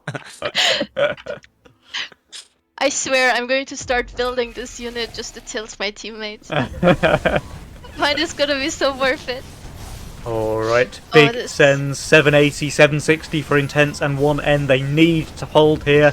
They have barely any King HP remaining. Oh, no. And the guns are both dead there for Intense. This is a massive leak for him. 117% there, 92% for 1M, and there is no way they survive this one. The Drakes are OP. Yeah, the catapult is leaking to the income send though, so that's exciting. 4 Drakes is enough. 4 Drakes is enough. Easy first win catapult there. I think Interhole probably just built it for style points, you know? He knew that we've been slating the catapult the whole day yesterday on stream, and he just wanted to show it off here in style. In the pool. Yeah. So fair play. I mean, that's a 1-0 lead now for Interhole and Lucy. That's Greed and Cartel out of the way, so they can't pick those ones again. They're going to have to play around with some of the new masterminds. Do you think we'll see a Saboteur coming out from Interhole or Lucy? Or are they going to stick to more tried and tested masterminds? I mean, if they're feeling like it, definitely. I feel like... Can they pick it? They haven't picked it so far, yeah? No, they've not picked it. They can. This was just Greed and Cartel that they've used up so far. I mean, it depends on the Legion spells, no? Yeah. See what kind of spells there are. Yeah. But if they're willing to play Catapult to just for style points, I'm sure they're willing to go for Saboteur as well. Yeah. We got a lobby open, although we are still waiting for intent, so it might be a minute or two before the next game starts, guys. And yep, so it's still a best of 5. 1M and 1N, they have a lot to play for here. They certainly have options, but that game did feel like Interhole and Lucy were pretty much in control all the way through, right? Was there really ever any danger for those guys? No, there was just a big blunder by 1M1N. They licked on 7, Yeah, little bit Waldo, yeah, and then they both licked to kinda income king on 8, both of them, yeah. while in the hall just hold and covered, and Mhm. then after wave 8 this was kinda one-sided. Yeah, they just gave up too much gold, right? They gave up gold on 7 with the Waldo, like you say, and then on 8 it was even worse. You know, what was it, like double 40, 50% leaks from those guys against income? And just after that, Interhole and Lucy are absolutely miles ahead. So we'll have to see, because that's kind of uncategoristic play from 1M and 1N. They were playing much, much better through the early game in their semi-final. We know they have it in them. They just need to show it here in the grand final. With that said, game number 2, let's go. Interesting spells. Fist Cartel with the offensive spells. I like this. Saboteur, so you can't upgrade your king. Mm-hmm. And Lucy with Chaos, so she can also not be fully prepared for everything. So... And it's Saboteur sending into the Fiesta player as well, which we think is pretty good for the Fiesta player. Is it? I think so. I think so, yeah, because the Saboteur often ends up sending a lot of income sends, because they can never just like income and then king up in one wave. They have to send their income at the start of, you know, wave 5, and then they have to send the rest of it at the start of wave 6, because they can't just top up their income with those king upgrades. But you also don't wanna go income and then king ups when you're sending it to Fiesta, no? Yeah. Well, this is a pretty good read. So maybe expecting 1M to play the Fiesta. He has played it a lot so far in the tournament, so I like the snail here from Interhole. I don't know how bad this leaks to a snail, though. I think it's gonna be very ugly. I feel like the Skelly has a lot of RNG as well. I think it's like 58 or 67. Well, we're about to find out. The snail did catch the Fiesta player. I mean, it's a pretty bad leak, actually, Adams. You're completely right. He's not even going to kill either of these two low 75, HP ones. yeah. 75. That's very unlucky targeting there from 1M, I think. I feel like he should have killed 2 more there. Crab Warlock will cover, though. The most broken unit in the game. I'm not sure if it was RNG. I think it's 75. Just standard. Just always, okay. Fair enough. At least in my games. Or maybe there's some other positioning you can also put your, like, maybe in front, and it's gonna be have a different result. I mean, this was the positioning where he was trying to leak no send, right? Which is why we've got 1/3 column and then on the wall at the same height, so you're expecting this to tank too much and die. Maybe if they were like evenly positioned, it can do a little bit better against the snail, but probably not too much, right? And I know I once built it here on the wall and also equal positioning, and it leaked 8%. 8? To no send. Oh, yeah, but nice. I got the good RNG. So. Yeah. We have 60 send on in the hall, but he's just wall. He's just easily holding. It's not even style close. is really countering the 1M1N. Yeah. I mean, he got a lot of gold on wave 1, right? So he still pushed the... I think he still did push the 5th worker, or did he stay 4? In the hall, he was 5 workers. He was 5 workers, yeah. So he still could go 5 workers and 200 value, just because he got so much extra gold from that leak on 1. And they're already very far ahead, actually. 62% win chance there from the Jewelster. Like, look, like he has 80 gold and he's just shifting for wave 4. Do not take any risk at all.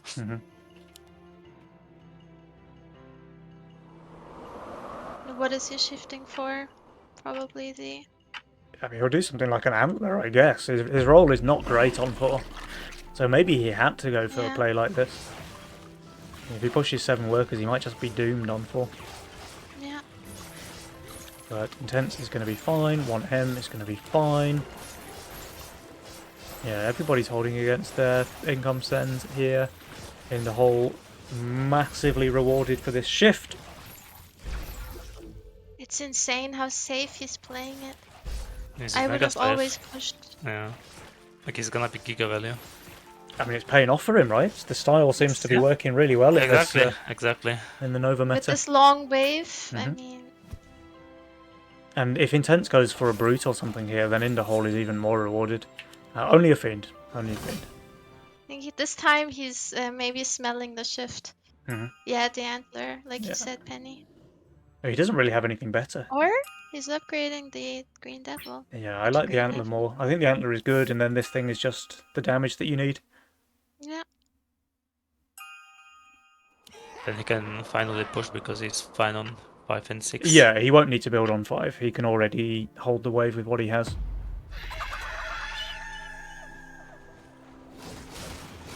Yep, Intense, sorry, not being baited to go for a full send here. So, into holes, overbuild, not as rewarding as it could have been. Oh. Uh-oh. Ah, It's wait, no, he's gonna be fine, fine. right? The mash did enough damage, or... It's gonna be leak, but small one. You can just never tell how many creeps there are, right? They all sit on top of each other. Especially the chickens. Yeah. Very Perfect small leak. Fiesta.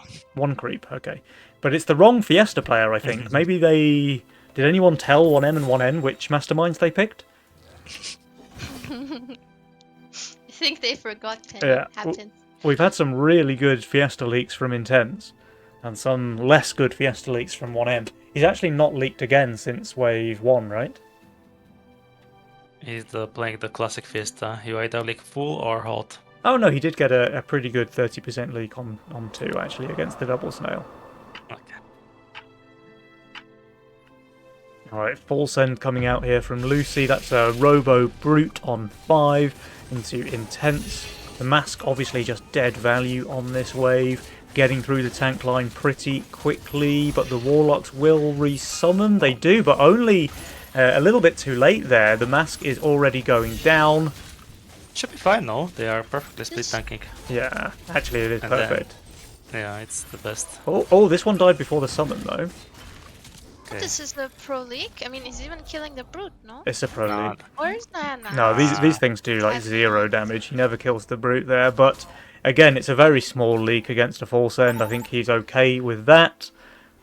The hot is good. The part that hurts is that you are seeing the Mimic on 6. And Oh, your wow. Fiesta mate is 7 Borkies. Yeah. So in the hole, actually countering this Fiesta perfectly. He gets that snail on 1 for a big leak, generates a ton of free gold, and then after a couple of snails on 2, he just does this big starve into a 200 send. In fact, it's going to be 220. 220 Mythium send on 6, which is just far too much for anyone to deal with. Maybe if he's lucky, he can kill everything except the Sands and maybe one Roko. Yeah, he might just get run over as well with like the Slime Siren if that thing doesn't get enough mana. And the Mimic just kills the Scallywag really quickly here, right? That's a lot of pierce damage. Slime Mummy does get full mana, but you know what? That's even just more gold going to the Mimic. Yeah. Does kill one more Rocco because of it though, so not terrible. And look at this Mimic absolutely chomping 30 gold on that bad boy and a 69% leak for 1M. Look at this. Morgoth. With 9 workies, the Yeah. lowest workers in the game. Lowest worker by far, Interhole and Lucy on 13 He's and just gonna 12 snack meanwhile. everything. Yeah, and the Mimic continues to chomp. This is going to go all the way up to 39 gold here. That is such a There's a big rewarding fat send for boy. Interhole. Juicy. But Jules says the lead has gone in favour of Wave 5 GG. Is he seeing something that I'm not? And to be fair, go 1M2O on. is Fiesta, you know? So, and he is now 12 rookies. He has caught up, that's true. And they do have quite a lot of income, actually. Holy, Intense is on 123. He is the cartel though, and the Ascent, so if you count like 30 or more income for the In the Hole and Lucy, they're about even, yeah. I mean, the pound score will change after this, right? Because it takes Mythium into account and they just don't have any left. So In the Hole and Lucy should be comfortably in the lead after this one.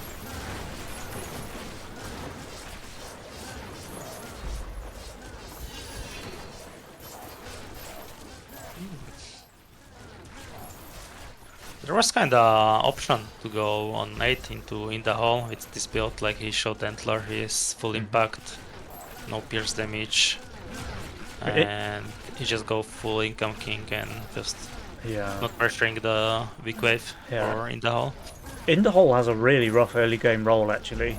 Like, if Intense had been applying a bit more pressure, In the Hole could have had quite a tough path to navigate through the early game, but all of these income sends just absolutely bailing him out and letting him do what he wants. And it turns out what he wants is to stockpile some bricks, and I guess we're going to see some pretty big sends coming out on Wave 9.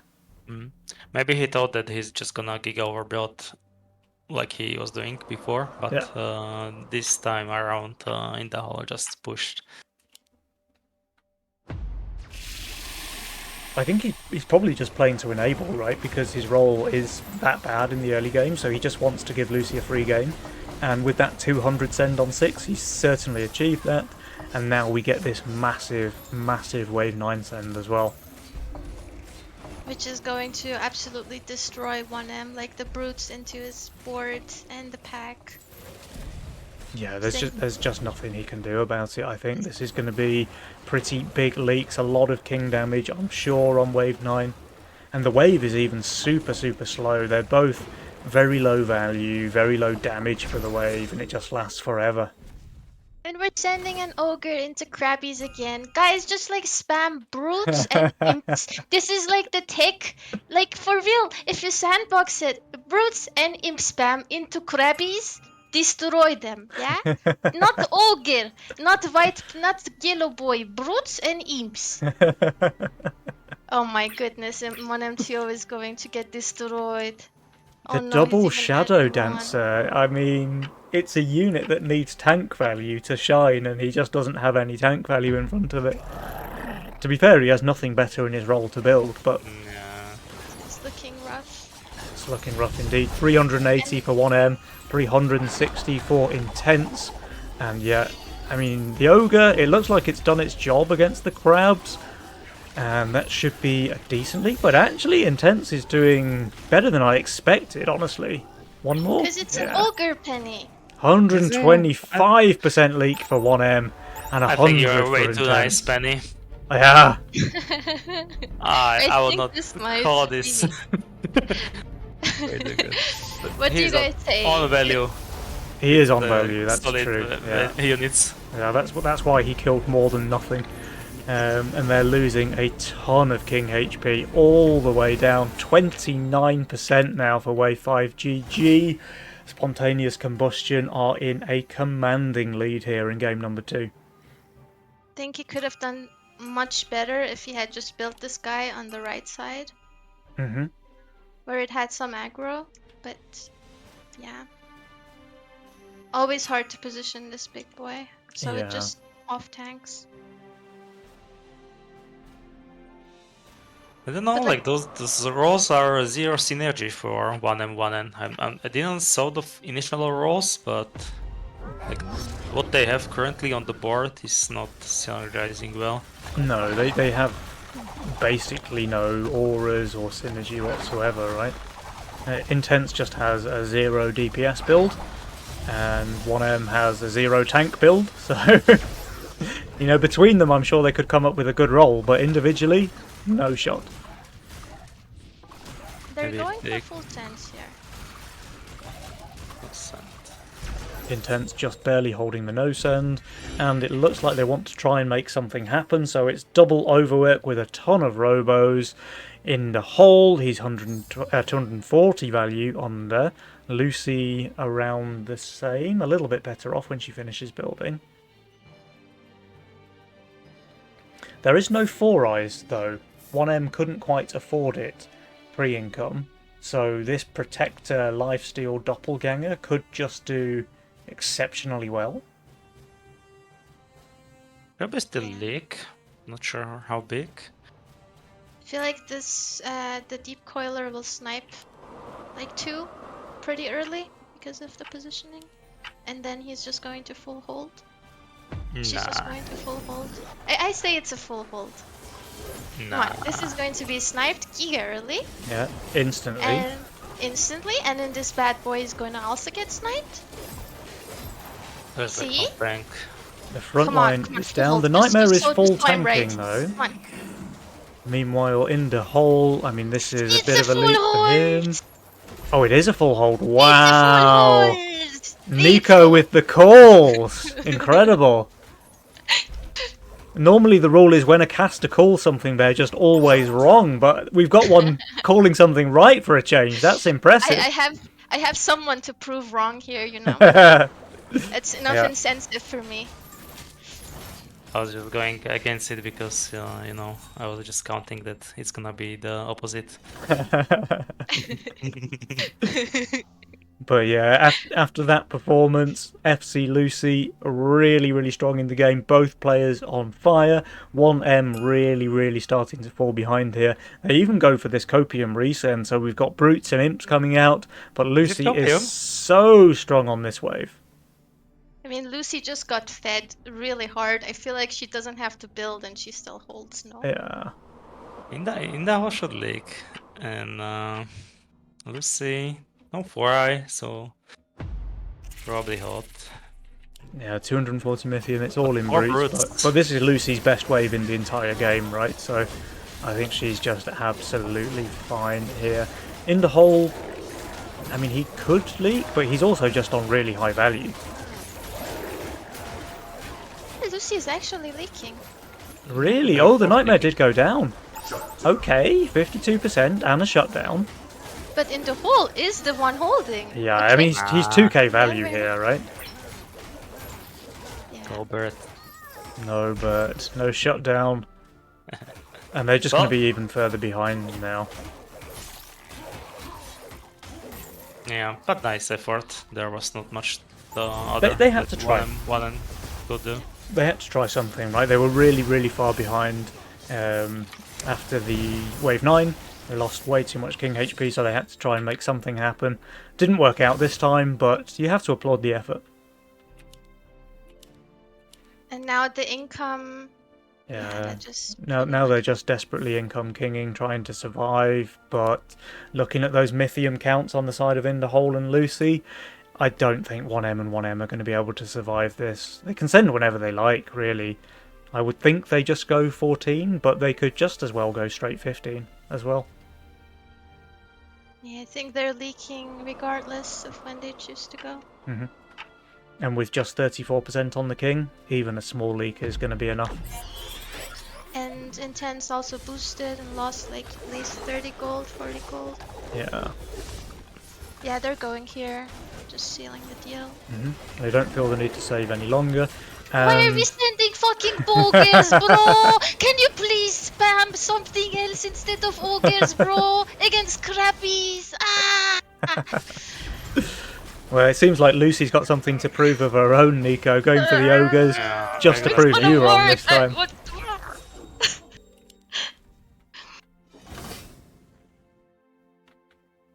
So more Okay, it's income it's coming gonna out from 1M, 1N, desperately trying to survive. I just don't see it, I'm afraid. There's just no way because there's like no damage in this lane. Yeah. There's no tanks. No It's damage, no ridiculous. tanks. Yeah. Adams is unsure. Pennywise is unsure as well, I think. Yeah, I'm very Nico is unsure about this little also guy down unsure here. about these guys. There's a lot of Yeah. uncertainty, guys, but we're about to have that question answered because 900 Mythium for 1M, 880 for Intense.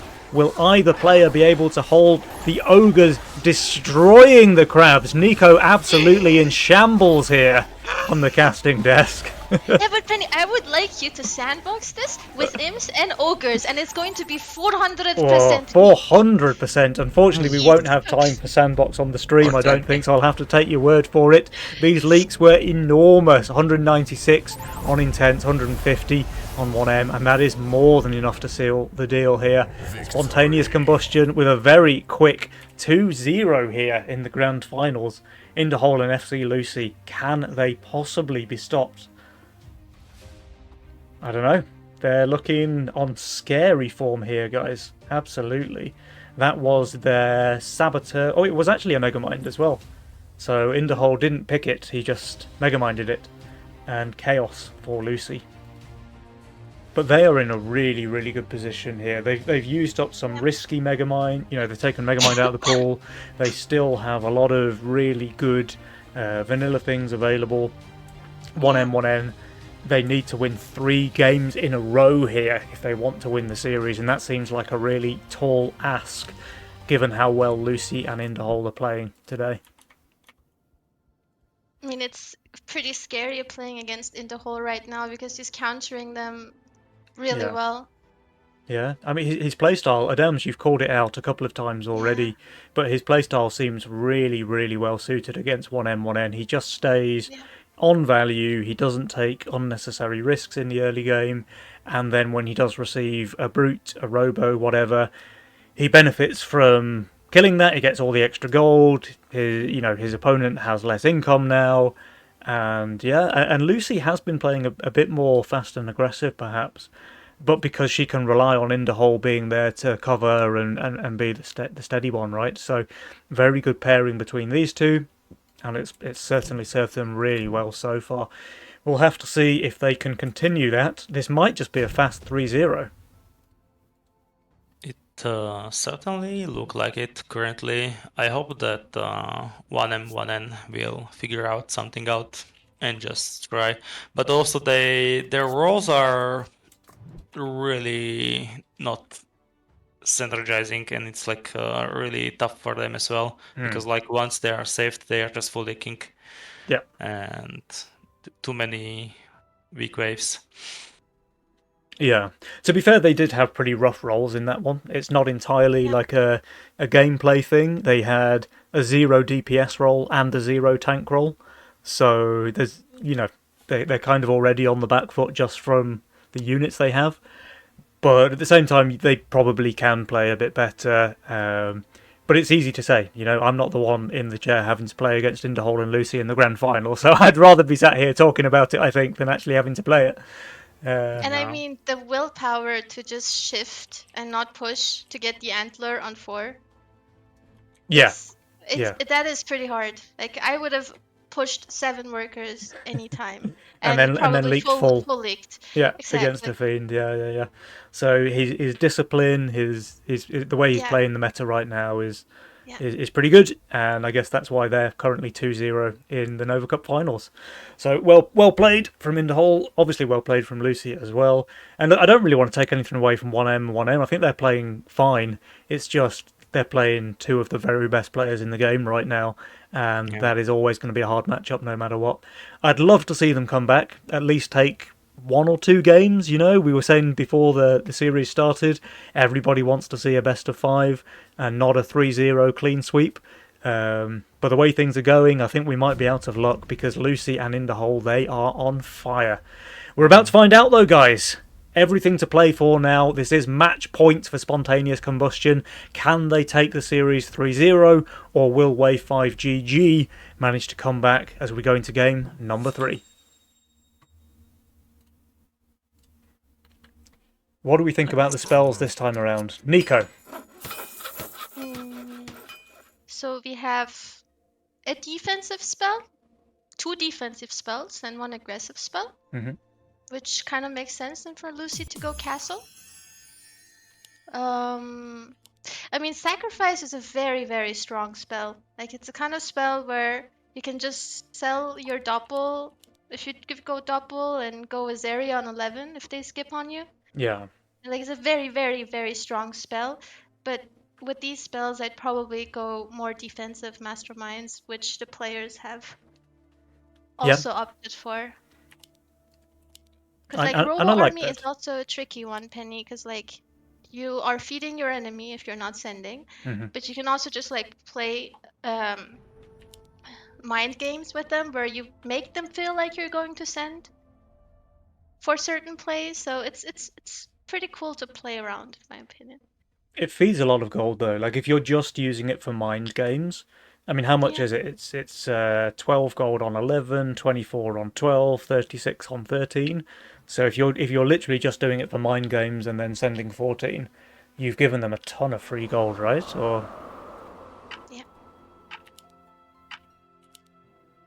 Kinda rough role for Lucy in the early game, especially with Castle. She either have to like spam PBs or doing big shifts, like those units are quite expensive and you don't really wanna spam too many gargoyles without the tank.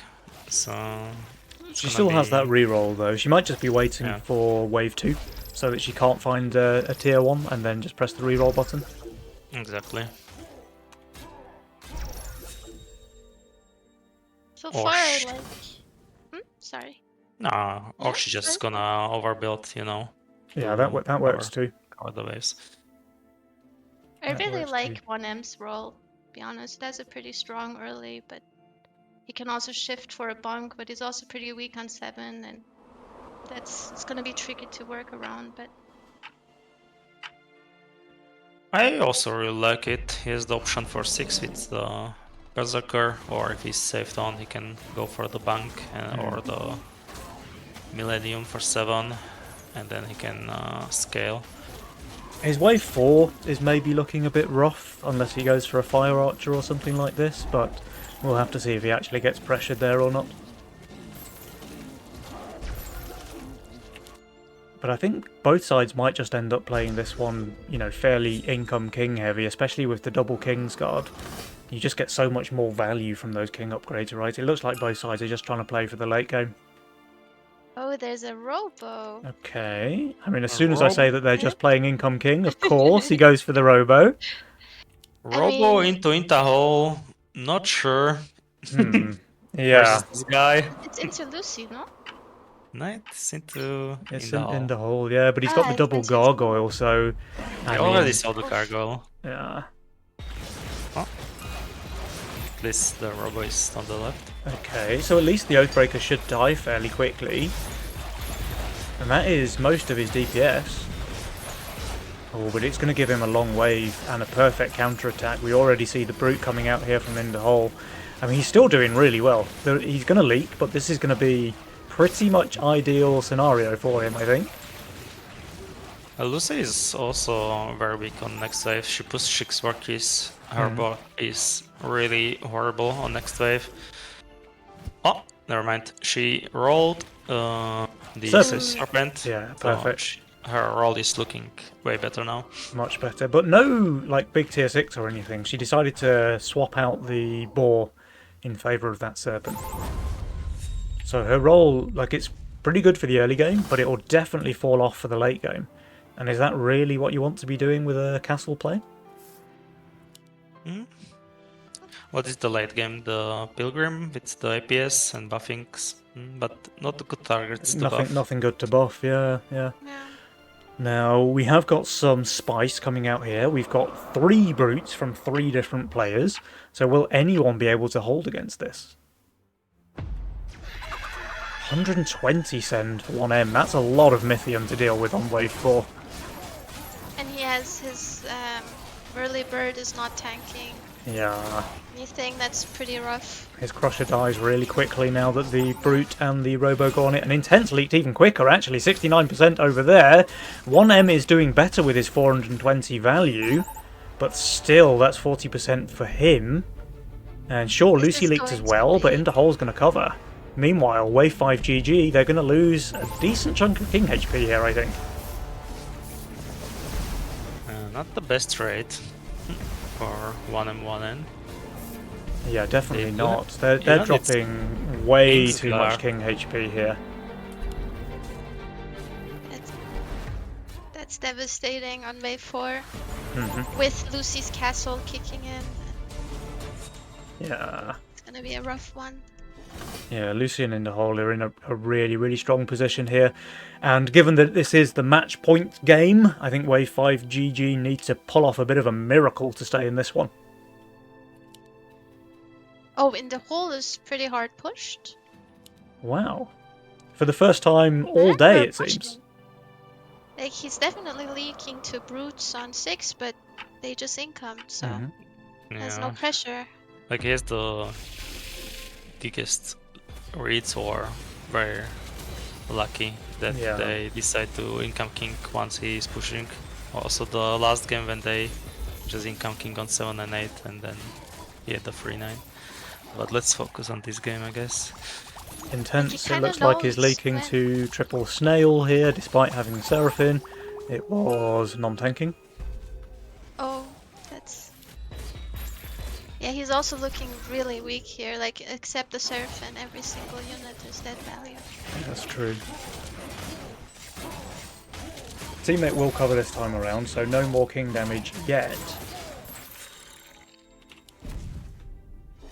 And everyone just going quite income heavy again. So we had a little bit of action on 4, and then everyone's back to the old handshake gaming with income king. And we'll have to see when the next play is made. I could definitely see a wave 9. Like, Intense looks horrendous on 9. 1M can be better there, but he's still leaking to, you know, brutes or ogres. And 1M is also leaking heavily on 7 or 8, right? To a hard push double brute. Yeah, true. So they could even split things up. Like, they could go for a big send against 1M on 7 or 8, and then save Intense all the way to wave 9. Something like this. Yeah, like a pack on 8 against 1M.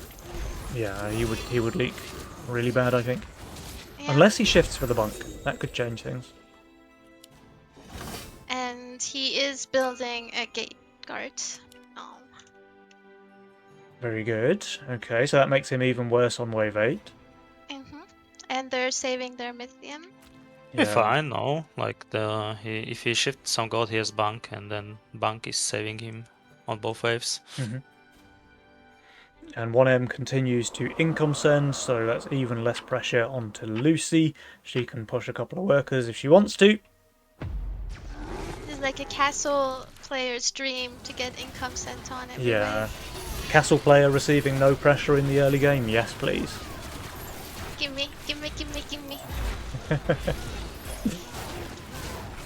Alright, let's see if the send is going to be a split send, if they're going to skip on Intense, or if... I don't see Intense leaking next. I mean, every single unit is good except the... Oh, you know, turn the Devilfish into the Seraphine and it's still good. Lucy is enjoying the life currently. She's just sitting on highest war keys and castle on top. She's in a very, very strong position, and actually they both skip here, so they didn't go for the split send. They're rather targeting wave 9, I suppose. They could even go 10, perhaps. Like when they see this unit, these units, this unit. I don't know. I think 1M and Intense, they could literally get one shot on wave 10. Yep, especially with the new addition. The Shadow Dancer, yeah. So with this income send here, Indahole and Lucy, if they do want to go straight 10, they certainly have the leeway to do so, but they could still just go 9 as well. You know, they don't have to go quite so all in so early. Should be leak now. Is there damage? It will be a leak, but a very, very slow one. So if they do go 9, this is just good for them, no? Oh wait, are the Howlers just broken? He's really utilising that passive very well. Wow. I didn't know they know how to use this passive. Yeah. Penny, can you explain how to utilize their passive? I can't, I'm afraid. I think I'm like rank 30 or 40 or something right now, so I'm far too 3 head to understand how the passive works. It's only So do top 10 players who know how to Okay, use noted. Howler. Yeah. Okay. Do you know how to use their passive, Adams?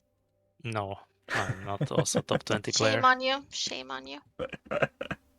Shame on you. Alright, But we'll have looks to ask like Interhole this- after the game, I suppose. Yeah. Probably just putting them stacked together works. So I'm gonna copy that. Alright, Okay. one more round of Income King coming out from 1N and 1M. Oh, GK. The GK is looking very dangerous against 1M, though. He's going to really struggle to kill that, so it's going to be a GK and a boss both leaking most likely. And the Ram coming out into Intense. These guys are out for blood. Lucy and Interhole, they can smell the trophy already, it seems. There is a Berserker, we have though. Berserker. Hmm. Yeah. That feel- kills the GK pretty quickly. Yeah, he's trying to use the Berserker's HP, but I think he just needs the damage here. Yeah. Yeah, I think he needs it in back as well. And I guess you just, like, sell this and do 2 Berserkers? No. I don't think this is the play. This Like is if you going don't get to the hurt. second doggo, then it's really bad. Alright, the Berserker should at least let him kill the Ghost Knight, which he would have really struggled with otherwise. So that thing And goes it's not down. getting targeted. Now it is. Intense did get the Halo out, and the Aqua's killing the Hermit on the back line. So, I mean, he's gonna leak, of course, but that's a 40% HP boss. It could have been much worse. I mean, this is completely fine. Yeah, Considering they got like 400. yeah, they did really well here. I mean, it's still not fine. They're still behind. They're still feeding more gold, but they could have just died here as well. I think they both got good units in their rerolls. 1M found the Berserker, Intense found the Halo. So they kind of got bailed out by that. But yeah, I mean, they're kind of back in the game now. Jules is calling it more or less even at this point. Let's That see was if like four the wave. castle is counting right now, or is it gonna show next wave? The power spike for Lucy. I think it kicks in next wave. I think the income thing really, I don't know, it's calculated weirdly, so it should see her power spike go, like, she'll probably be on fire. Wave 12 is what I'm saying. I feel like everyone is going to go wave 12 now. And 1M has like a very good chance of holding if he gets bunk. Because he has like a lot of tanks for his gate guard, so he could potentially hold. But the rest are looking kind of... Although, have you considered that Bear is in fact unfair? No, I have not pinned. It's like, it's this is... it's pretty good against the Haven. Honestly, you just delete the thing's damage for the first like 20 seconds. That's true. I thought of Mole, but not Bear. Now we have auras coming out from 1M. Will Interhole find the Bear button? Oh, they're saving. Okay. Well, That is going to be a mistake. yeah, this makes things very interesting because Lucy is on fire as expected. She's almost certainly going to leak here. I mean, she's on good value. And she has the Zamba. She has the which Zamba, is on her. hoping to keep the Harbingers alive long enough to summon a couple of dogs. But Ascends are pretty big. This could be a very good undercut here from Wave 5. And the also, where is builds the are- damage The on, builds are not the best. Yeah. in the holes? I mean, these things are quite good, Sunfangs, but the full magic damage send is perfect against them. They also deal some bonus damage if you stack them together. Wait, how do you know that? Wait, does someone know how to utilize their passive and didn't tell us? Adam's just showing off over here. Lucy, does she kill the pack leader? She doesn't. 85% and a shutdown. Meanwhile, in the hole, that's 79 for him. They're going to lose a decent bit of king HP here, but they did stockpile their bricks, and here comes the Wave 13 counterattack. I don't like this. I don't like the send after taking Giga King damage. Yeah, but they have Robo Army. So if they don't send, then what? Yeah.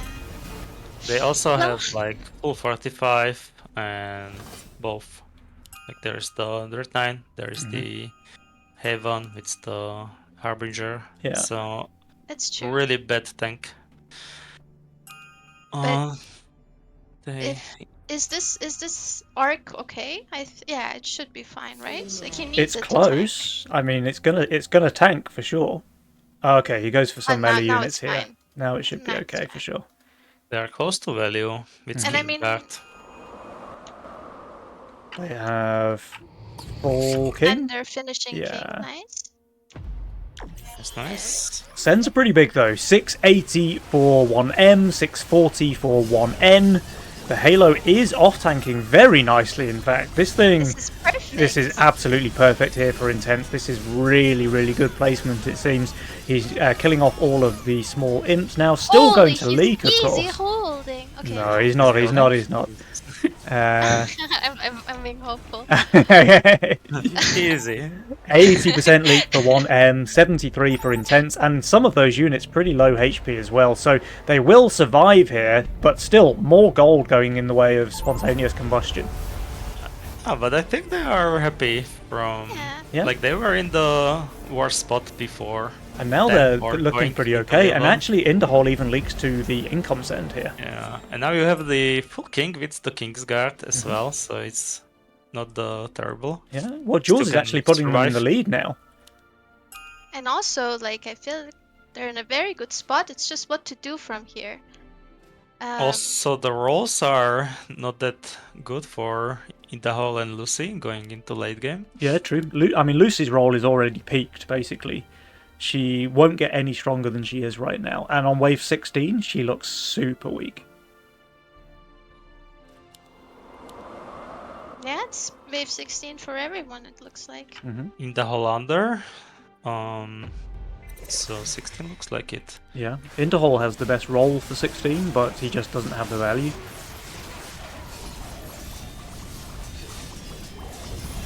I mean, Intent can just full tank build and Just stall. and yeah, the Dread Knight is very strong if you have like solid tank line for it. Yeah. And he's got good tanks as well. Like, he can just spam alpha males and lionesses and stuff like that and be in a really good spot, I think. Oh, what? Is Um, this? Oh, what, they sent here? I did This is a not miss- see that this- coming. This is a 1M misclick, guys, I'm pretty sure. No, it's not a misclick. 1M is swing, and he didn't have the Kraken. Okay. I mean, This it's could a- work. it's a Hail Mary, but it could work. Interhall is really far under value. And he is expecting the 16 cent, no? Yeah. Oh, no, never mind. The You Phoenix is just- still good on 15, but It's like same, yeah. it needs to smurf. If this thing gets run over, then Interhall is leaking 100%. But Lucy is gonna struggle with the With the Kraken Kraken as well. Yeah. The Phoenix is not going to die. It's Smurf tanking. Alright, the Kraken goes down now, but so has half of Lucy's front line. The Phoenix is No, perfect. in the hole is not leaking. Is Interhall interholding with minus 600 value? He is. Wow, okay. 1M leaks 67% to no send, Lucy leaks 67% to a full Wait. send, and Interhall. This is the second time we've seen this guy pull off an insane hold, minus 600 value. I don't understand this play. Like, they were in a very good spot. Why did they have to... Yeah, Maybe I guess they they didn't didn't realise. expect Interhall, like they didn't know about his Phoenix, right? And the rest of his units kind of bad on 15. And even so, it almost worked. So if Interhall hadn't had that perfect Phoenix, maybe it works? You probably still want to go 16. Yeah. I think 16 was still better, but I don't hate them trying something out Yeah. here. You know, they feel like maybe not behind in this game, but they feel behind in the series certainly. Yeah, that is true. It's I easy f- for us to say, I but... feel like when 1M sweet, the Intense should also like commit to it because it was like all in play. Yeah. Yeah. Just the double Sui for 15. Try and Yeah. undercut. Yeah, maybe. Just to, commit. Mhm. Because you're already committed. And Yeah. Well, now I don't really see them surviving Wave 16. That's a 900 send for 1M, who's 1400 undervalue, 800 for Intense. I mean, he's closer to value, but still, there's no way he holds his own lane and covers his teammate, I don't think. Dread Knight need to smurf. Yeah, and it's Not Smurfant. That enough. will be 186% there for 1M. That will be 107% for Intense. And Spontaneous Combustion are your January Nova Cup champions. Very well played. And he's even holding.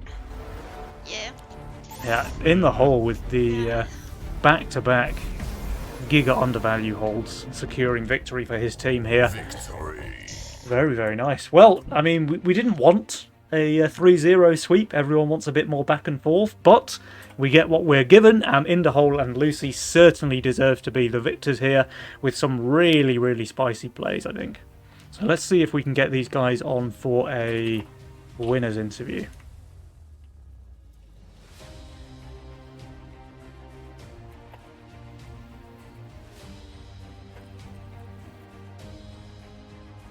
Alright, what do you guys make of that then? Alright, Inderhole says he's on the way. Hopefully they both have access to the channel. I mean, good effort. They just missed the opportunity, I think, in the last game. Oh, But Lucy and Inderhole show the skill here. yeah. Well, we have experience. Lucy with us here. We're still waiting for Inderhole. Let's see if he can find his way to the channel. I'm But, sure. like, congratulations, Lucy. You guys were amazing. Thank you. Yeah, very, very well played, Lucy. Last minute stand in there for Ashton's hungover, not quite waking up in time for the tournament, unfortunately, but you certainly proved your worth here. Inderhole asking where the channel is. He has got access, I'm sure, because he's been on here before.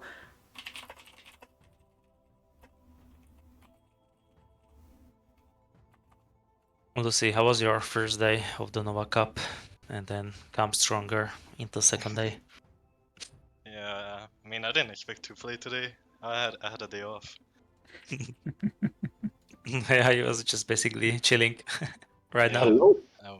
Hello. Hello. Right, we have both of our victors here with us now. So to start off with, massive congratulations to the pair of you. You played phenomenally well here in the semis and in the grand finals, and you are very well deserved victors. But before we ask anything else, I have one big question for you, Inderhole, which is specifically, how do you use the passive on those howlers? I have no clue. It's sometimes they work and sometimes they don't do anything, and I haven't figured out what I do differently. I don't know. I mean, I know it's like a top 10 unit and no one else can play it, but if even you can't play it, man, there's just no hope for the rest of us. You made it look pretty good here, though. Yeah, they did. Putting the tanks in the front and using them as a DPS is the way, I think.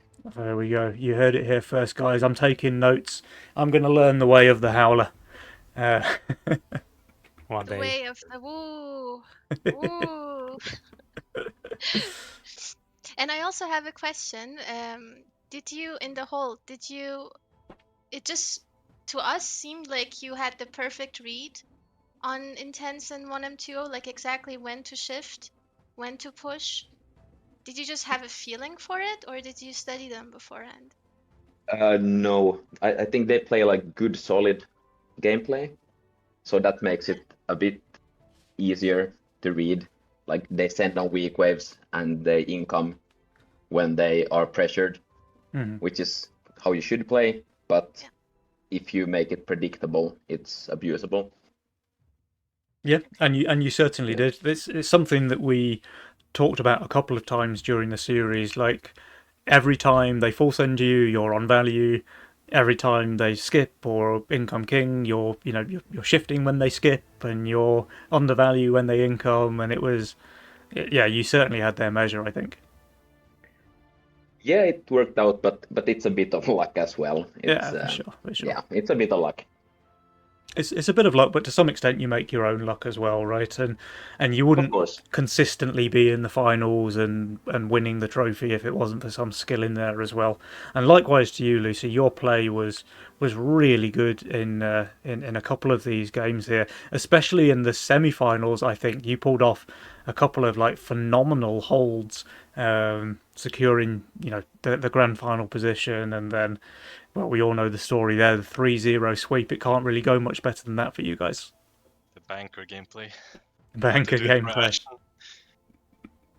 Yeah, I mean, exactly. You're filling in for Ashton, so what else can you do but open double banker? You committing to the cosplay, I think.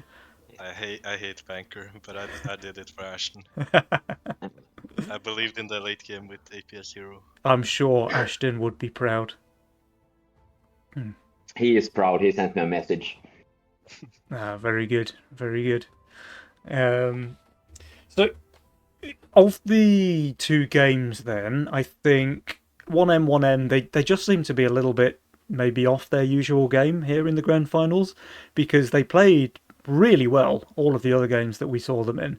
I kind of wonder if they were just a little bit starstruck going up against multiple time tournament champions like yourselves. But the way they played the semis, the way they played the games that we watched them in yesterday, they seemed like a really, really good team. And to be fair, they played fine here today. It's just you guys played better.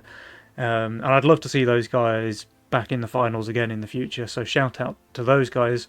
And shout out to Sagittarius and Johnny as well, by the way, for one, graciously allowing the substitute, and two, I think that semi-final matchup, they definitely gave you a run for your money, right? Yeah, they did. Lucy carried me all the way. Yeah, so that was the 2-1 there in the semi-finals, and that was where we hopped in kind of halfway through. We saw Lucy with a couple of big holds, ultimately winning the series, but it seemed like a really close one. Do you guys have any reflections on your two opponents today? I think both are really good teams. Everyone in the top 4 could have won this tournament, I think. Mm-hmm. Pakistan as well has been crushing me on ladder. Yeah. I was expecting to see them in the finals, but one MO Tooth played super well as well. Yeah, they were really good in the semis. Like Pakistan and Fake One kind of didn't really know what hit them. So that's why I was expecting...